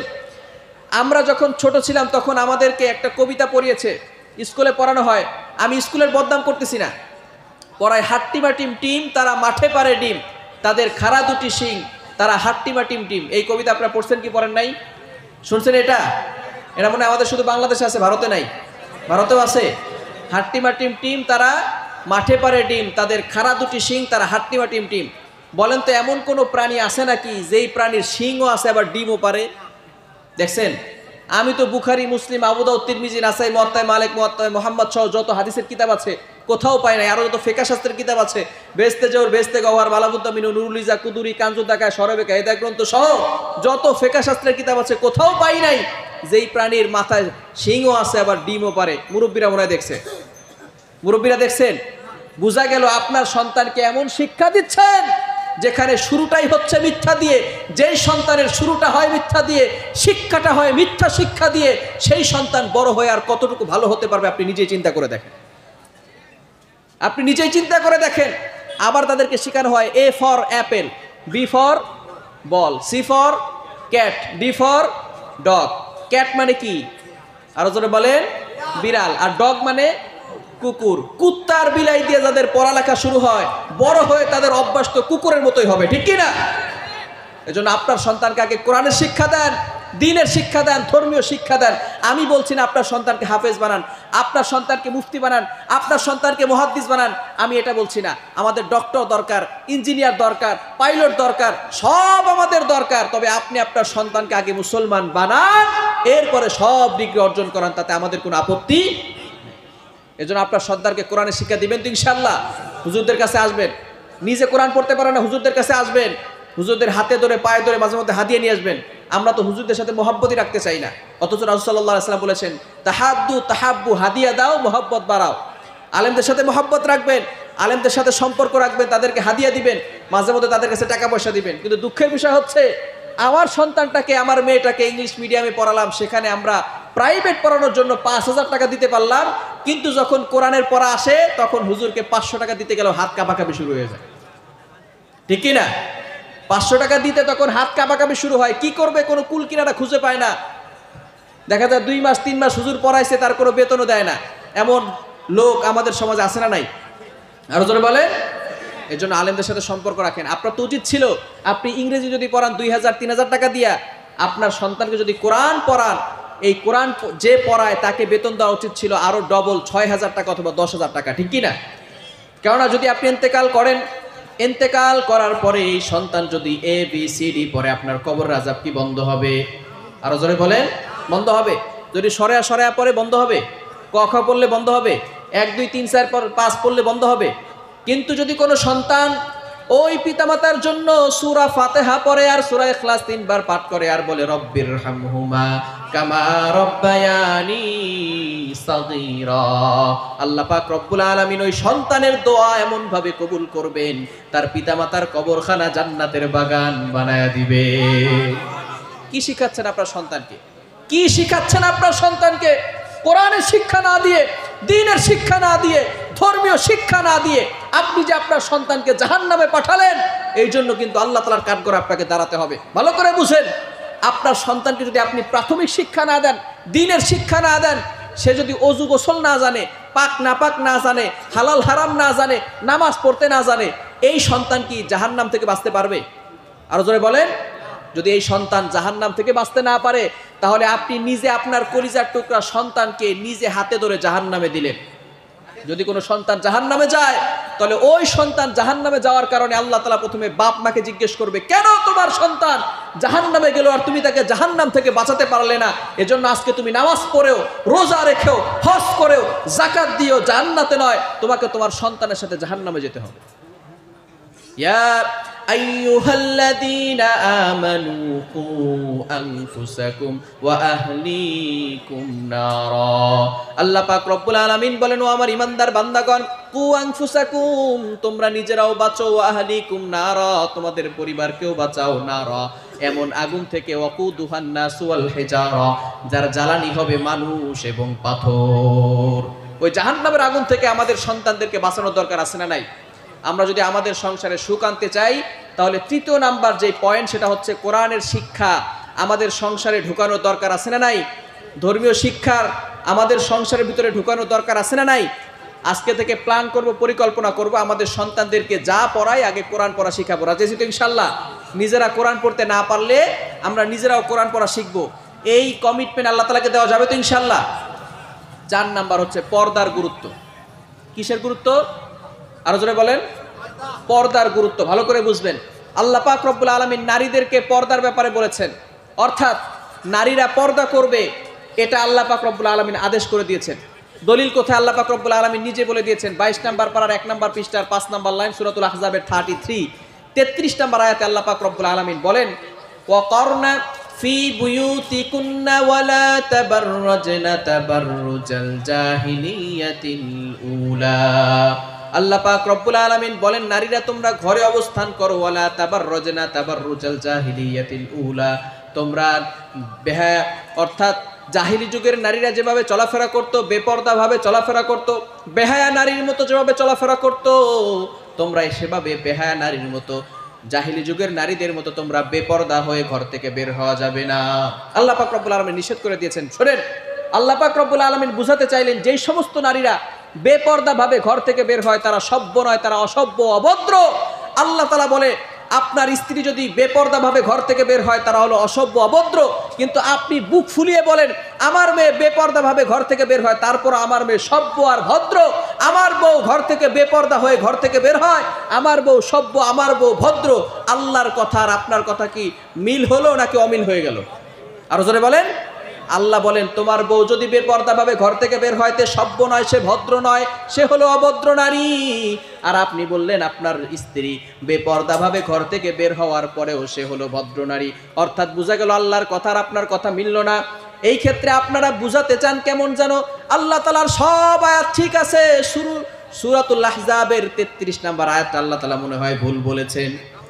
ভুল বলেছেন? সব ঠিক আছে, শুধু সূরাতুল আহজাবের 33 নম্বর আয়াতটা মনে আল্লাহ তাআলা একটু ভুল কইছে।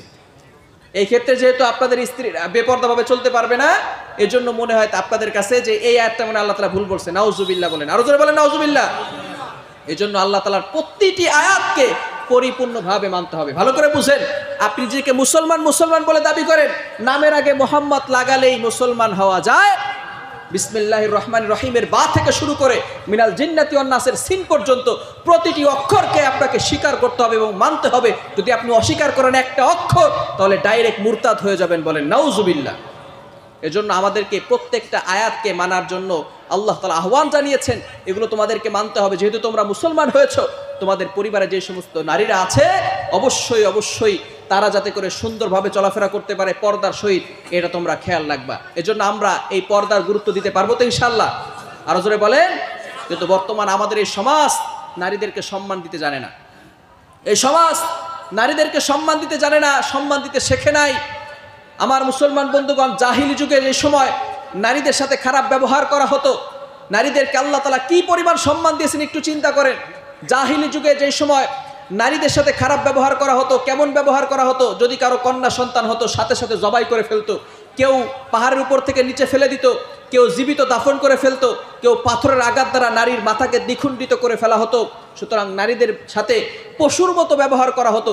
গরুকে যেভাবে বিক্রি করা হতো ঠিক তদ্রুপভাবে নারীদেরকেও সেভাবে বিক্রি করা হতো। রাসূল সাল্লাল্লাহু আলাইহি সাল্লাম দুনিয়াতে নবুয়ত পাওয়ার পর, কোরআন নাজিল হওয়ার পর সর্বপ্রথম যে বিধান যেটা দিয়েছে সেটা হচ্ছে নারীদের সাথে আর খারাপ ব্যবহার করা যাবে না। নারীদের সম্মান আল্লাহ তাআলা বাড়িয়ে দিয়েছেন, এমন বাড়িয়েছেন ওই নারীর পায়ের নিচে আল্লাহ তাআলা সন্তানের বেহেশত দিয়েছেন। বলেন সুবহানাল্লাহ। বাপের পায়ের নিচে নয়, বাবার পায়ের নিচে নয়, মায়ের পায়ের নিচে আল্লাহ তাআলা সন্তানের বেহেশত দিয়েছেন। সুতরাং ওই নারীদের সাথে ভালো ব্যবহার করার দরকার আছে না নাই? বর্তমান আমাদের এই সমাজ জাহিলি যুগের সমাজ থেকে হার মানিয়েছে। আরে সে যুগে খুন করা হতো, এ যুগে আরো জঘন্যভাবে খুন করা হয়। সে যুগে ধর্ষণ হতো, এ যুগে 3 বছরের শিশুকন্যা পর্যন্ত ধর্ষিত হয়।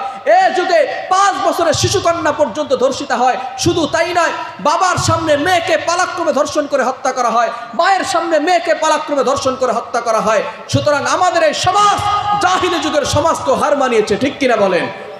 আমার মুসলমান বন্ধুগণ, আমরা স্পষ্ট ভাষায় বলতে চাই, যেই সমাজ 3 বছরের শিশুকন্যার ইজ্জতের নিরাপত্তা দিতে জানে না, যেই সমাজ 5 বছরের শিশুকন্যার ইজ্জতের নিরাপত্তা দিতে জানে না, যেই সমাজ আমার মায়ের ইজ্জতের নিরাপত্তা দিতে জানে না, যেই সমাজ আমার বোনের ইজ্জতের নিরাপত্তা দিতে জানে না, এমন সমাজ ভেঙে চুরমার করতে হবে, ঠিক কিনা বলেন? এই সমাজকে পরিবর্তন করতে হবে। এই সমাজকে পরিবর্তন করতে হলে এই অসভ্যতার কবর রচনা করে আল্লাহর জমিনে আল্লাহর বিধান বাস্তবায়ন করার জন্য কারা কারা প্রস্তুত আছেন? দুহাত তুলে আল্লাহকে দেখান। আল্লাহ পাক রব্বুল আলামিন সকলকে কবুল করেন। সকলে বলেন আমিন। আরো জোরে বলেন আমিন। এই জন্য 4 নম্বরে কি করতে হবে? কারো মনে আছে?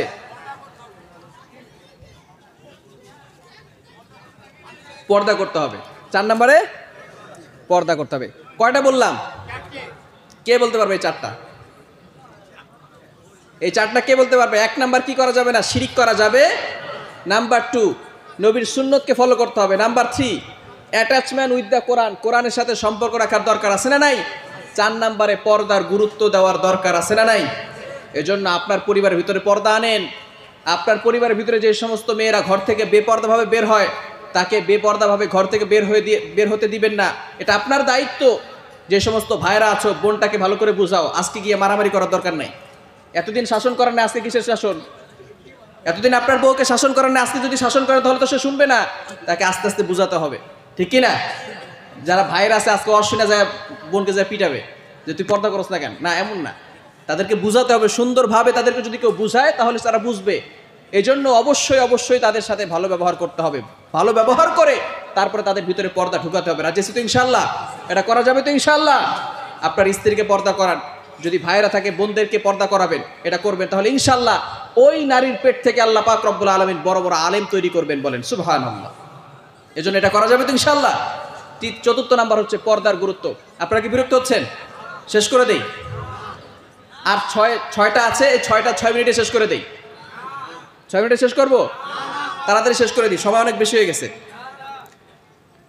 অনেক বেশি সময় হয়ে গেছে, তাড়াতাড়ি শেষ করে দিই। হ্যাঁ আচ্ছা, একটু তাকবীর দেন। লিল্লাহি তাকবীর, লিল্লাহি তাকবীর, লিল্লাহি তাকবীর। আচ্ছা, 5 নাম্বার, আল্লাহ পাক রব্বুল আলামিন বলে দিয়েছেন আল্লাহর উপর ভরসা করতে হবে। কার উপর? আরো জোরে বলেন।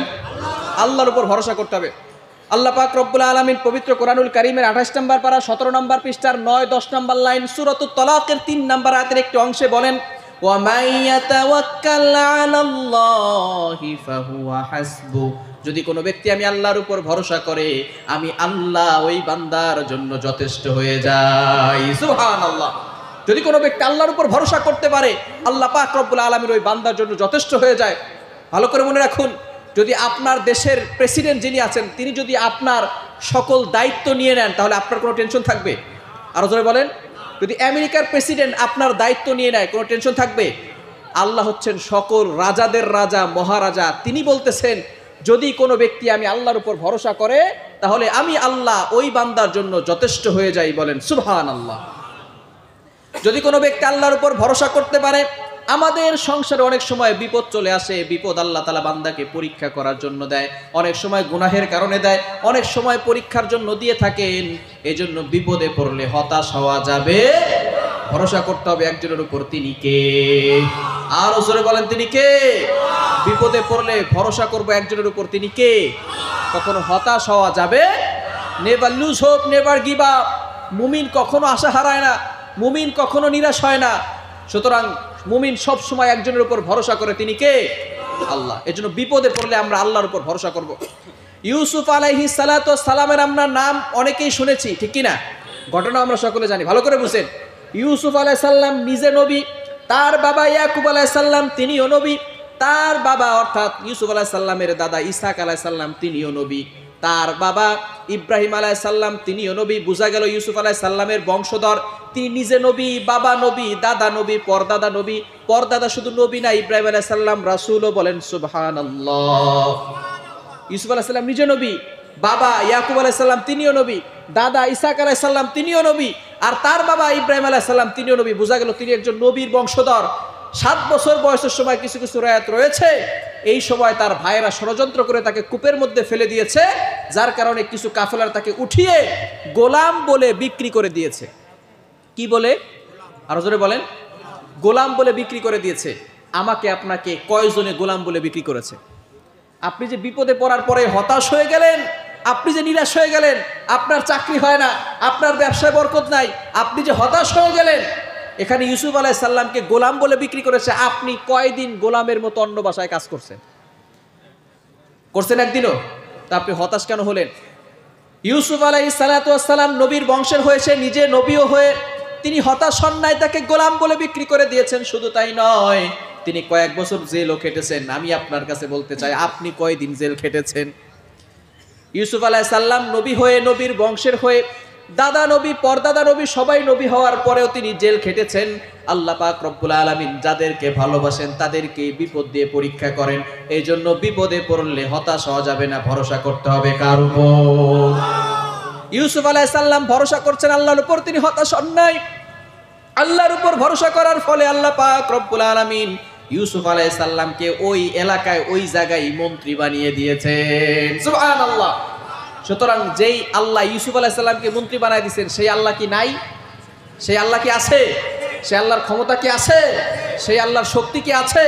তাহলে সেই আল্লাহ আমাদেরকেও বিপদ থেকে উদ্ধার করতে পারেন কি পারেন না? আরো জোরে বলেন। ইউনুস আলাইহিস সালামের নাম আমরা অনেকেই শুনেছি। ইউনুস আলাইহিস সালাম পানিতে পড়ে যাওয়ার পরে এক মাছ তাকে ভক্ষণ করেছে। ওই মাছটাকে তাফসীরের কিতাবের ভিতরে আসছে অন্য আরেকটি মাছ ভক্ষণ করেছে। এরপরে সেটা পানির তলদেশে চলে গেছে। 4টি অন্ধকারের ভিতরে চলে গেলেন ইউনুস আলাইহিস সালাম। প্রথম নাম্বার হচ্ছে রাতের অন্ধকার, দ্বিতীয় নাম্বার পানির নিচের অন্ধকার, তৃতীয় নাম্বার এক মাছ তাকে ভক্ষণ করেছে, চতুর্থ নাম্বার ওই মাছটাকে আরো একটি মাছ ভক্ষণ করেছে।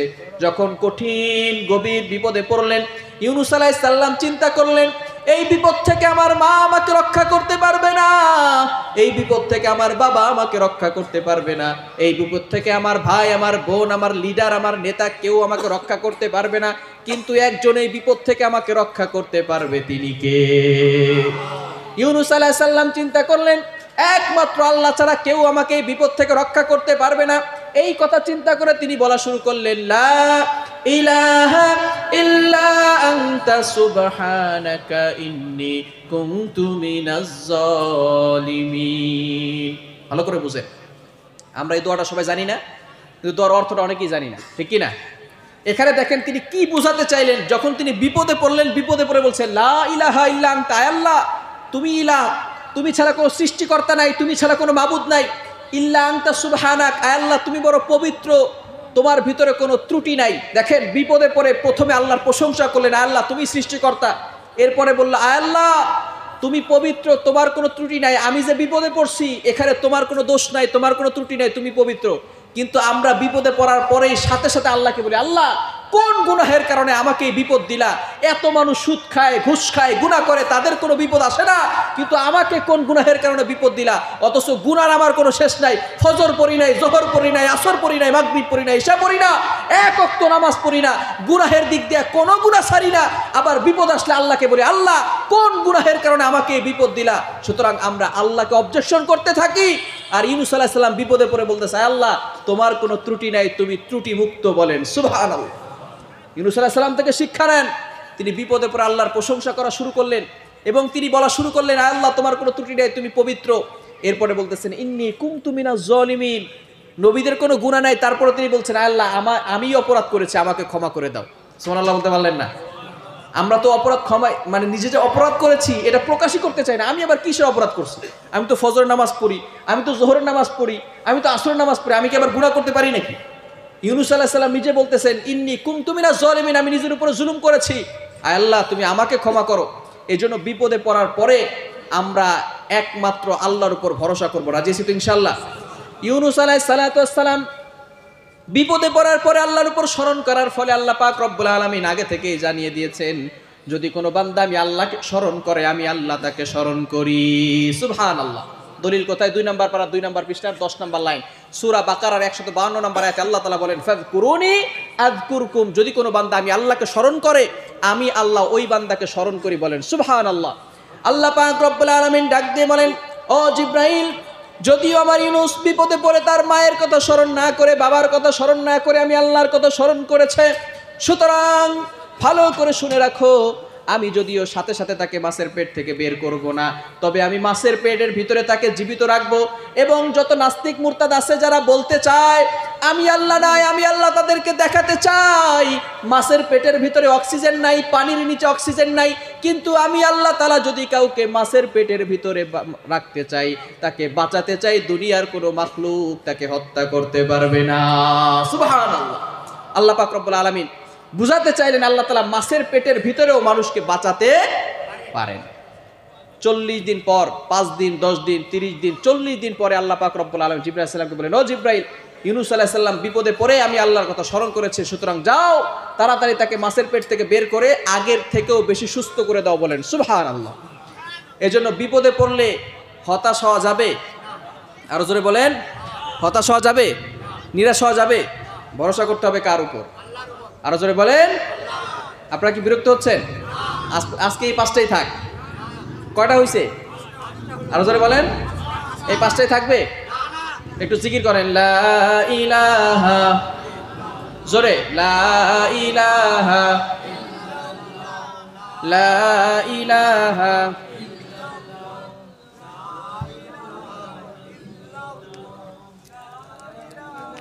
সবাই সবাই লা ইলাহা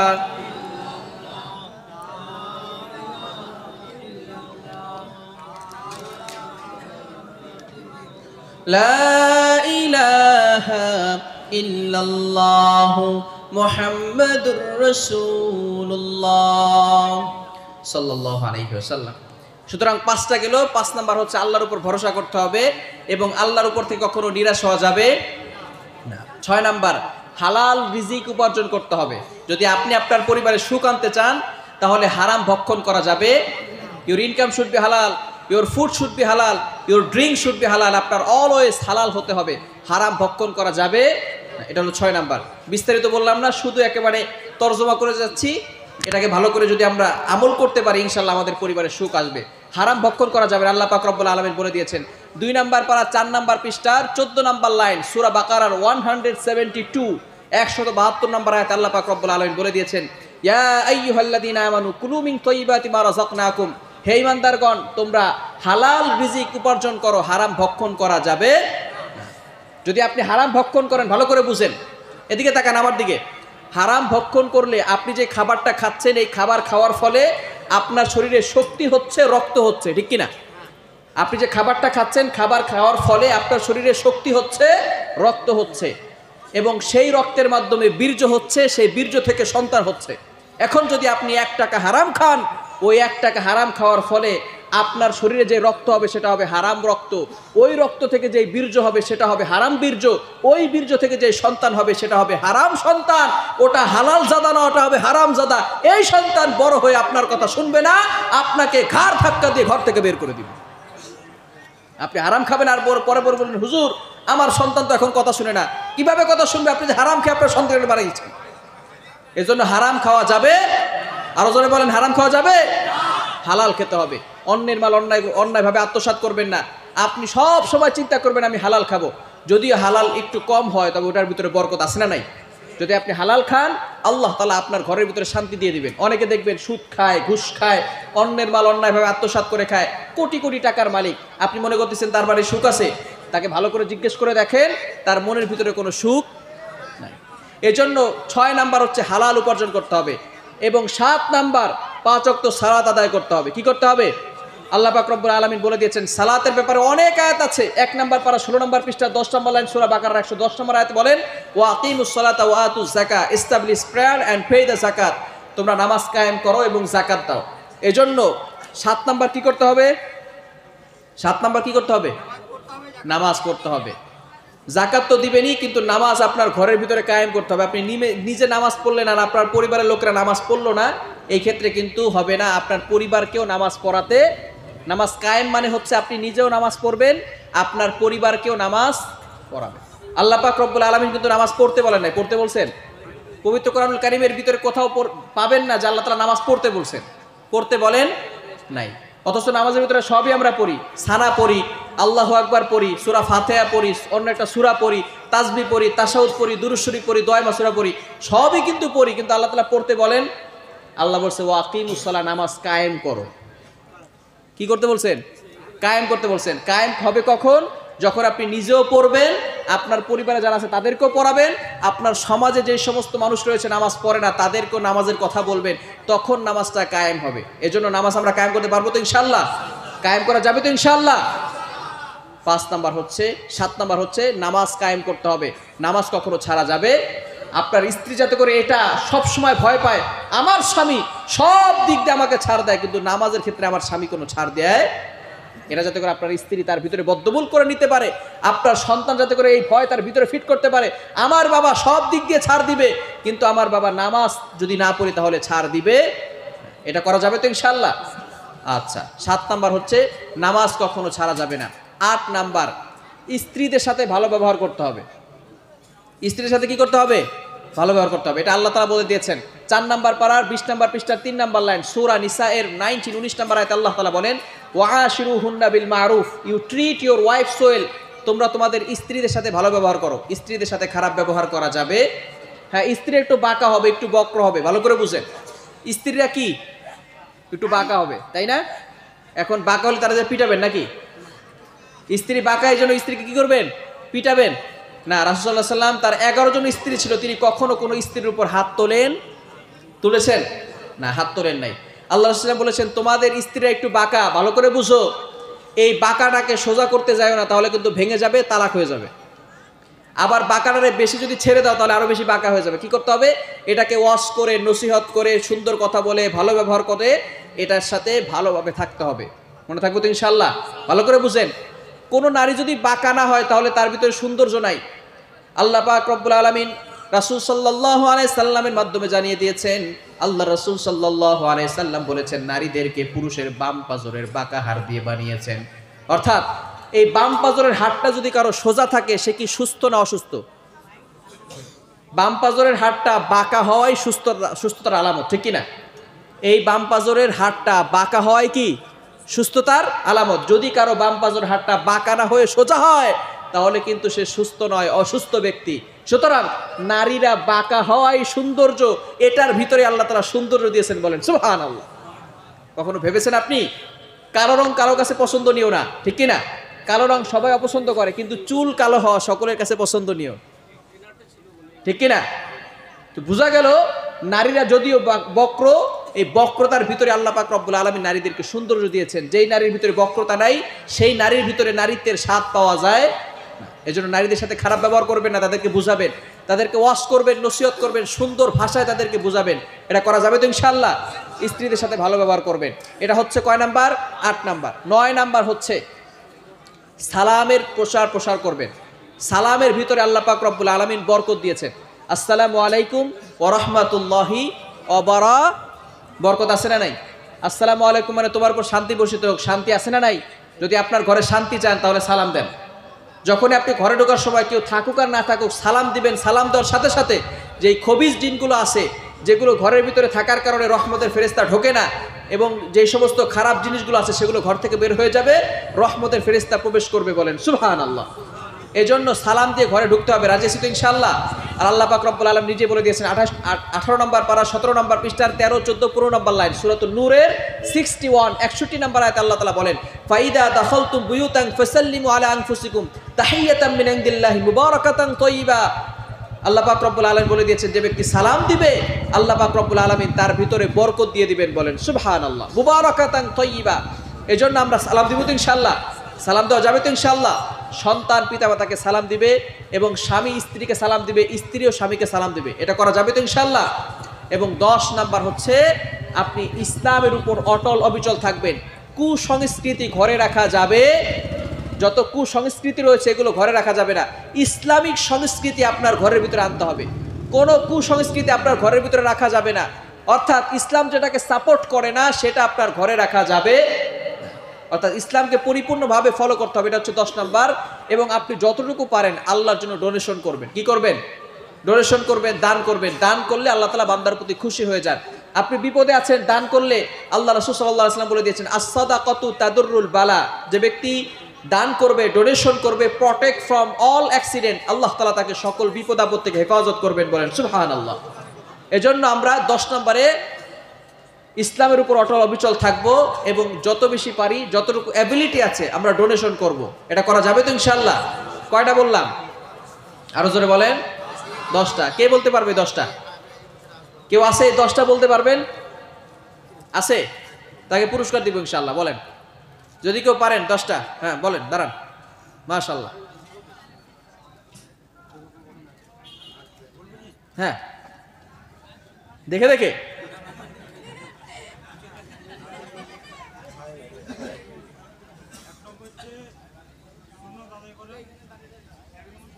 বলেন, আপনি বলে যান, সমস্যা নেই।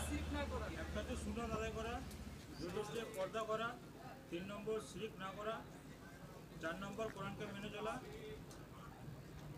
আর 5 নম্বর হচ্ছে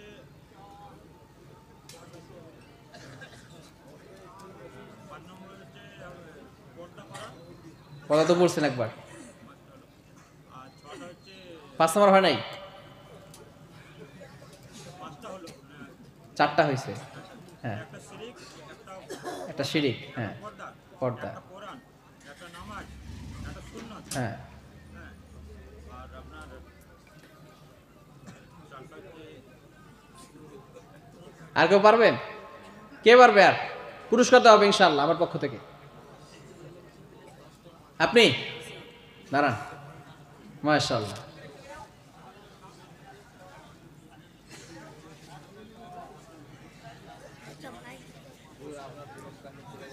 জি হ্যাঁ ইনশাআল্লাহ দিব।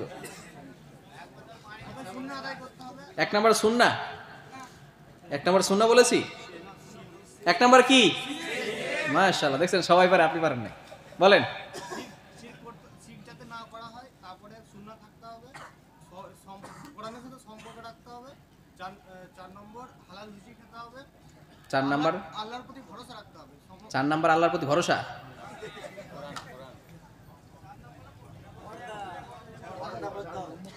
আচ্ছা বসেন। বলে দিলে তো সবাই পারবে নাকি? কেউ পুরস্কার দিতে পারলেন না? ভাবলাম ভারত এসে একটু পুরস্কার দিয়ে যাই, দিতে পারলাম না। 1 নাম্বার শিরিক করা যাবে, শিরিক করা যাবে। নাম্বার 2 সুন্নতকে ফলো করতে হবে, following the Sunnah, Sunnah of eating, Sunnah of sleeping, সব সময় সুন্নাহকে ফলো করতে রাজি আছি তো ইনশাআল্লাহ। নাম্বার 3 অ্যাটাচমেন্ট উইথ দ্য কোরআন, কোরআনের সাথে সম্পর্ক রাখতে হবে, করা যাবে তো ইনশাআল্লাহ। এবং 4 নাম্বার হচ্ছে পর্দার গুরুত্ব, সব সময় মেনটেন করে চলবেন। আপনার পরিবারে যে সমস্ত নারীরা আছে তাদেরকে পর্দার ব্যাপারে কথা বলবেন, বলা যাবে তো ইনশাআল্লাহ। 5 নাম্বার ওমাইয়া তাওয়াক্কাল আলাল্লাহি ফাহুয়া হাসবু, কার উপর ভরসা করতে হবে? আরো জোরে বলেন, আল্লাহর উপরে। 6 নাম্বার হালাল রিজিক উপার্জন করতে হবে, হারাম খাওয়া যাবে না। 7 নাম্বার নামাজ পড়তে হবে। 7 নাম্বার কি করতে হবে? নামাজ পড়তে হবে। 8 নাম্বার কি করতে হবে? কেউ বলতে পারবেন? 8 নাম্বার কি করতে হবে? পর্দা হয়ে গেছে। কি? সালামের প্রচার, সেটা তো বলছি। হ্যাঁ মাশাআল্লাহ। 8 নম্বরে স্ত্রীদের সাথে ভালো ব্যবহার করতে হবে। 9 নম্বরে সালাম দিতে হবে। এবং 10 নম্বরে কি করতে হবে? ইসলামের উপর অটল অবিচল থাকতে হবে এবং যত বেশি পারি যার অ্যাবিলিটি রয়েছে ডোনেশন করতে হবে, করা যাবে তো ইনশাআল্লাহ। এই 10টি মেসেজ বাড়িতে নিয়ে যাব, আমল করলে ওই সংসারের ভিতরে শান্তি ঢেলে দিবেন কে? আরো জোরে বলেন। আল্লাহ পাক রব্বুল আলামিন আমাদের সকলকে আমল করার তৌফিক দান করেন, সকলে বলেন আমিন। যারা আজকের আয়োজন করেছেন আল্লাহ তাআলা সকলকে কবুল করেন, সকলে বলেন আমিন। রবিউল ইসলাম সাহেব, এরপরে আরাফাত সাহেব অনেক কষ্ট করেছেন, অনেক পরিশ্রম করেছেন, আরো যুবক ভাইয়েরা আছেন অনেক পরিশ্রম করেছেন। আপনারা যারা অর্থ দিয়ে, বুদ্ধি দিয়ে, শ্রম দিয়ে সহযোগিতা করেছেন আল্লাহ তাআলা সকলকে কবুল করেন, সকলে বলেন আমিন। অনেকেই দোয়া চেয়েছেন, আমরা সকলের জন্য দোয়া করব। বিশেষ করে এই এলাকার ভিতরে যারা দুনিয়া থেকে বিদায় নিয়েছেন আমরা তাদের জন্য দোয়া করব। এবং সব সময় একটা বিষয় মনে রাখবো, আমরা আমাদের পার্শ্ববর্তী যে সমস্ত হিন্দু ভাইয়েরা আছে তাদের সাথে খারাপ ব্যবহার করব না। এটা আমাদের বিউটি, ইসলামের বিউটি, ইসলামের সৌন্দর্য। আমাদের যে সৌন্দর্য আছে এই সৌন্দর্য তারা দেখবে। আপনি যদি তাদের সাথে খারাপ ব্যবহার করেন তাহলে কি আমাদের ভিতরে যে সৌন্দর্য আছে সেটাকে দেখতে পারবে? আরো জোরে বলেন। রাসূলুল্লাহ সাল্লাল্লাহু আলাইহি ওয়াসাল্লামের বিউটি, তাদের যে রাসূলুল্লাহ সাল্লাল্লাহু আলাইহি ওয়াসাল্লামের যে ইসলামের যে শিক্ষা। একবার এক বিদুইন মসজিদের ভিতরে এসে পেশাব করে দিছে। বলেন তো আপনার মসজিদে ঢুকে যদি কেউ পেশাব করে আপনার কাছে কেমন লাগবে? পিটাইবেন না? সমস্ত সাহাবীরা ঠিকই পিটাইতে গেছে। এই কি করলা তুমি? এই হাদিসটি সব জায়গায় এসেছে, বিভিন্ন হাদিসের কিতাবের ভিতরে এসেছে, কিন্তু আল্লাহ রাসূল তাকে পিটালেন না। তাকে আরো সাহাবাদেরকে নিষেধ করে, নেই তাকে মেরো না, তাকে পেশাব করতে দাও। দেখেন মসজিদের ভিতরে পেশাব করতেছে, নবীজি বলতেছে পেশাব করতে দাও। কেন? পেশাব করার শেষে তারপরে বললেন যে এর উপরে পানি ঢেলে দাও। সে বুঝে নাই। এরপরে যখন ওই বিদুইন রাসূল সাল্লাল্লাহু আলাইহি ওয়াসাল্লামের কাছে আসলো, আসার পরে বলল যে আপনি আমাকে এইভাবে নিষেধ করলেন কেন? পরে রাসূল সাল্লাল্লাহু আলাইহি ওয়াসাল্লাম তাকে এমনভাবে শিক্ষা দিলেন যে তোমাদের যে ইবাদতগাহ আছে সেখানে যদি কেউ পেশাব করে তোমাদের কেমন লাগবে? বলে খুব খারাপ লাগবে। তো আমাদেরও খুব খারাপ লেগেছে। আমাদের কি লেগেছে? খুব খারাপ লেগেছে। বলে আপনি আমাকে নিষেধ করলেন না কেন? বলে পেশাব করার সময় যদি কাউকে বাধা দেওয়া হয়, হতে পারে তার ওইখান থেকে কোনো রক্ত ছিঁড়ে গিয়ে সে মারা যেতে পারে। আমি তো মানবতার নবী, আমি এখানে বিভেদ সৃষ্টি করার জন্য আসি নাই, আমি ইসলামের দাওয়াত দেওয়ার জন্য আসছি, ইসলামের সৌন্দর্য মানুষের কাছে প্রকাশ করতে আসছি, মানুষকে হত্যা করতে আমি আসি নাই। এখানে তোমার বড় কোনো দুর্ঘটনা ঘটে যেতে পারে, এজন্য আমি আগে ইসলাম এটা পরে দেখেছি, মসজিদ এটা পরে দেখেছি, আগে দেখেছি মানুষ কিভাবে বাঁচতে পারে যাতে করে তোমার কোনো দুর্ঘটনা না হয়। দেখেন রাসূল সাল্লাল্লাহু আলাইহি ওয়াসাল্লামের কি শিক্ষা এবং কি আদব তিনি শিক্ষা দিয়েছেন, কেমন ব্যবহার তিনি অপর বিধর্মী ভাইদের সাথে করেছেন, যার কারণে বিধর্মী যারা ছিল তারা নবীজির আদর্শ দেখে, নবীজির এই সুন্দর বিউটি দেখে, সুন্দর আচরণ দেখে তারা দলে দলে মুসলমান হয়ে গেছে। বলেন সুবহানাল্লাহ। কেন বিভাজিতদের আপনি কল্পনা করতে পারছেন? বদরের যুদ্ধের সময় যখন 70 জনকে বন্দী করেছে, বুখারীর ভিতরে আসছে, 70 জনকে বন্দী করার পরে এক কাফেরকে, সে বক্কার বড় কুরাইশের বড় নেতা, তার পিছনে হাত বাঁধছে। হাত বাঁধার পরে নবী সাল্লাল্লাহু আলাইহি সাল্লাম যখন তার কাছে আসছে, এবার এই নেতার রাসূলকে বলতেছে যে মুহাম্মদ, গর্বের সাথে অহংকারের সাথে, তুমি যদি আমার উপর কোনো টাচ করো, আঘাত করো, তাহলে কিন্তু আমার পরিবারের লোকেরা তোমাকে হত্যা করা ছাড়া রেহাই পাবে না। তুমি কিন্তু কোনো ছাড় পাবে না, আমার পরিবারের লোকেরা তোমাকে হত্যা করে ছাড়বে। এভাবে যদি আমাদের সামনে কেউ অহংকারী ভাব দেখাতো, আর সে যদি আমার হাতে হাত বাঁধা থাকতো, থাপ্পড় কয়টা খাইতো? আরো জোরে বলেন। আমরা কি করতাম একটু চিন্তা করে দেখেন। কিন্তু রাসূলুল্লাহ সাল্লাল্লাহু আলাইহি ওয়াসাল্লাম কোনো কথাই বললেন না, শুধু মুস্কি হাসি দিলেন। সুবহানাল্লাহ, বাড়িতে গিয়ে শুধু মুস্কি হাসি দিলেন। দ্বিতীয় দিন আবার যখন আসছে, লোকটা আবার একই অহংকারের মতো কথা বলা শুরু করলো। রাসূলুল্লাহ সাল্লাল্লাহু আলাইহি ওয়াসাল্লাম তার দিকে তাকিয়ে হেসে দিয়ে এক সাহাবীকে বললেন, ও আমার সাহাবী, এই লোকটা মনে হয় খুবই কষ্টে আছে, সে মক্কার একজন বড় নেতা, খুব কষ্টে আছে, তার পিছনে যে হাতে রশি বাঁধা, এই রশিটাকে তুমি হালকা একটু ঢিলা করে দাও, অর্থাৎ একটু সহজ করে দাও। দেখেন ইসলামটা কতটা সৌন্দর্য, রাসূলুল্লাহ সাল্লাল্লাহু আলাইহি ওয়াসাল্লাম কিভাবে এভাবে সৌন্দর্য প্রকাশ করিয়েছেন। এবং এই শিক্ষা দেখে, এই আদর্শ দেখে কাফেররা দলে দলে মুসলমান হয়েছে। এজন্য আমরা আমাদের ইসলামের যে সৌন্দর্য আছে সেগুলো মানুষের কাছে খুব সুন্দর করে প্রেজেন্ট করব। রাজি আছি তো ইনশাআল্লাহ? তাদের সাথে খারাপ ব্যবহার করা যাবে। আপনি জানেন কিয়ামতের ময়দানে সবচেয়ে কোন জিনিসটা ভারী হবে? কে বলতে পারবে আলেম ছাড়া? কি? মাশাআল্লাহ, যার যত বেশি চরিত্র ভালো হবে তার ওজনের পাল্লা সবচেয়ে বেশি ভারী হবে, বলেন সুবহানাল্লাহ। এজন্য আমরা আমাদের চরিত্র ভালো করতে পারবো তো ইনশাআল্লাহ? আল্লাহ তাআলা আমাদের সকলকে কবুল করেন, সকলে বলেন আমিন, আর ওজনে বলেন আমিন। বিশেষ করে যারা দুনিয়া থেকে বিদায় নিয়েছেন তাদের জন্য দোয়া করব। সকলে দুরূদ শরীফ পড়ি। আল্লাহুম্মা সাল্লি আলা মুহাম্মাদিন ওয়া আলা আলি মুহাম্মাদ কামা সাল্লাইতা।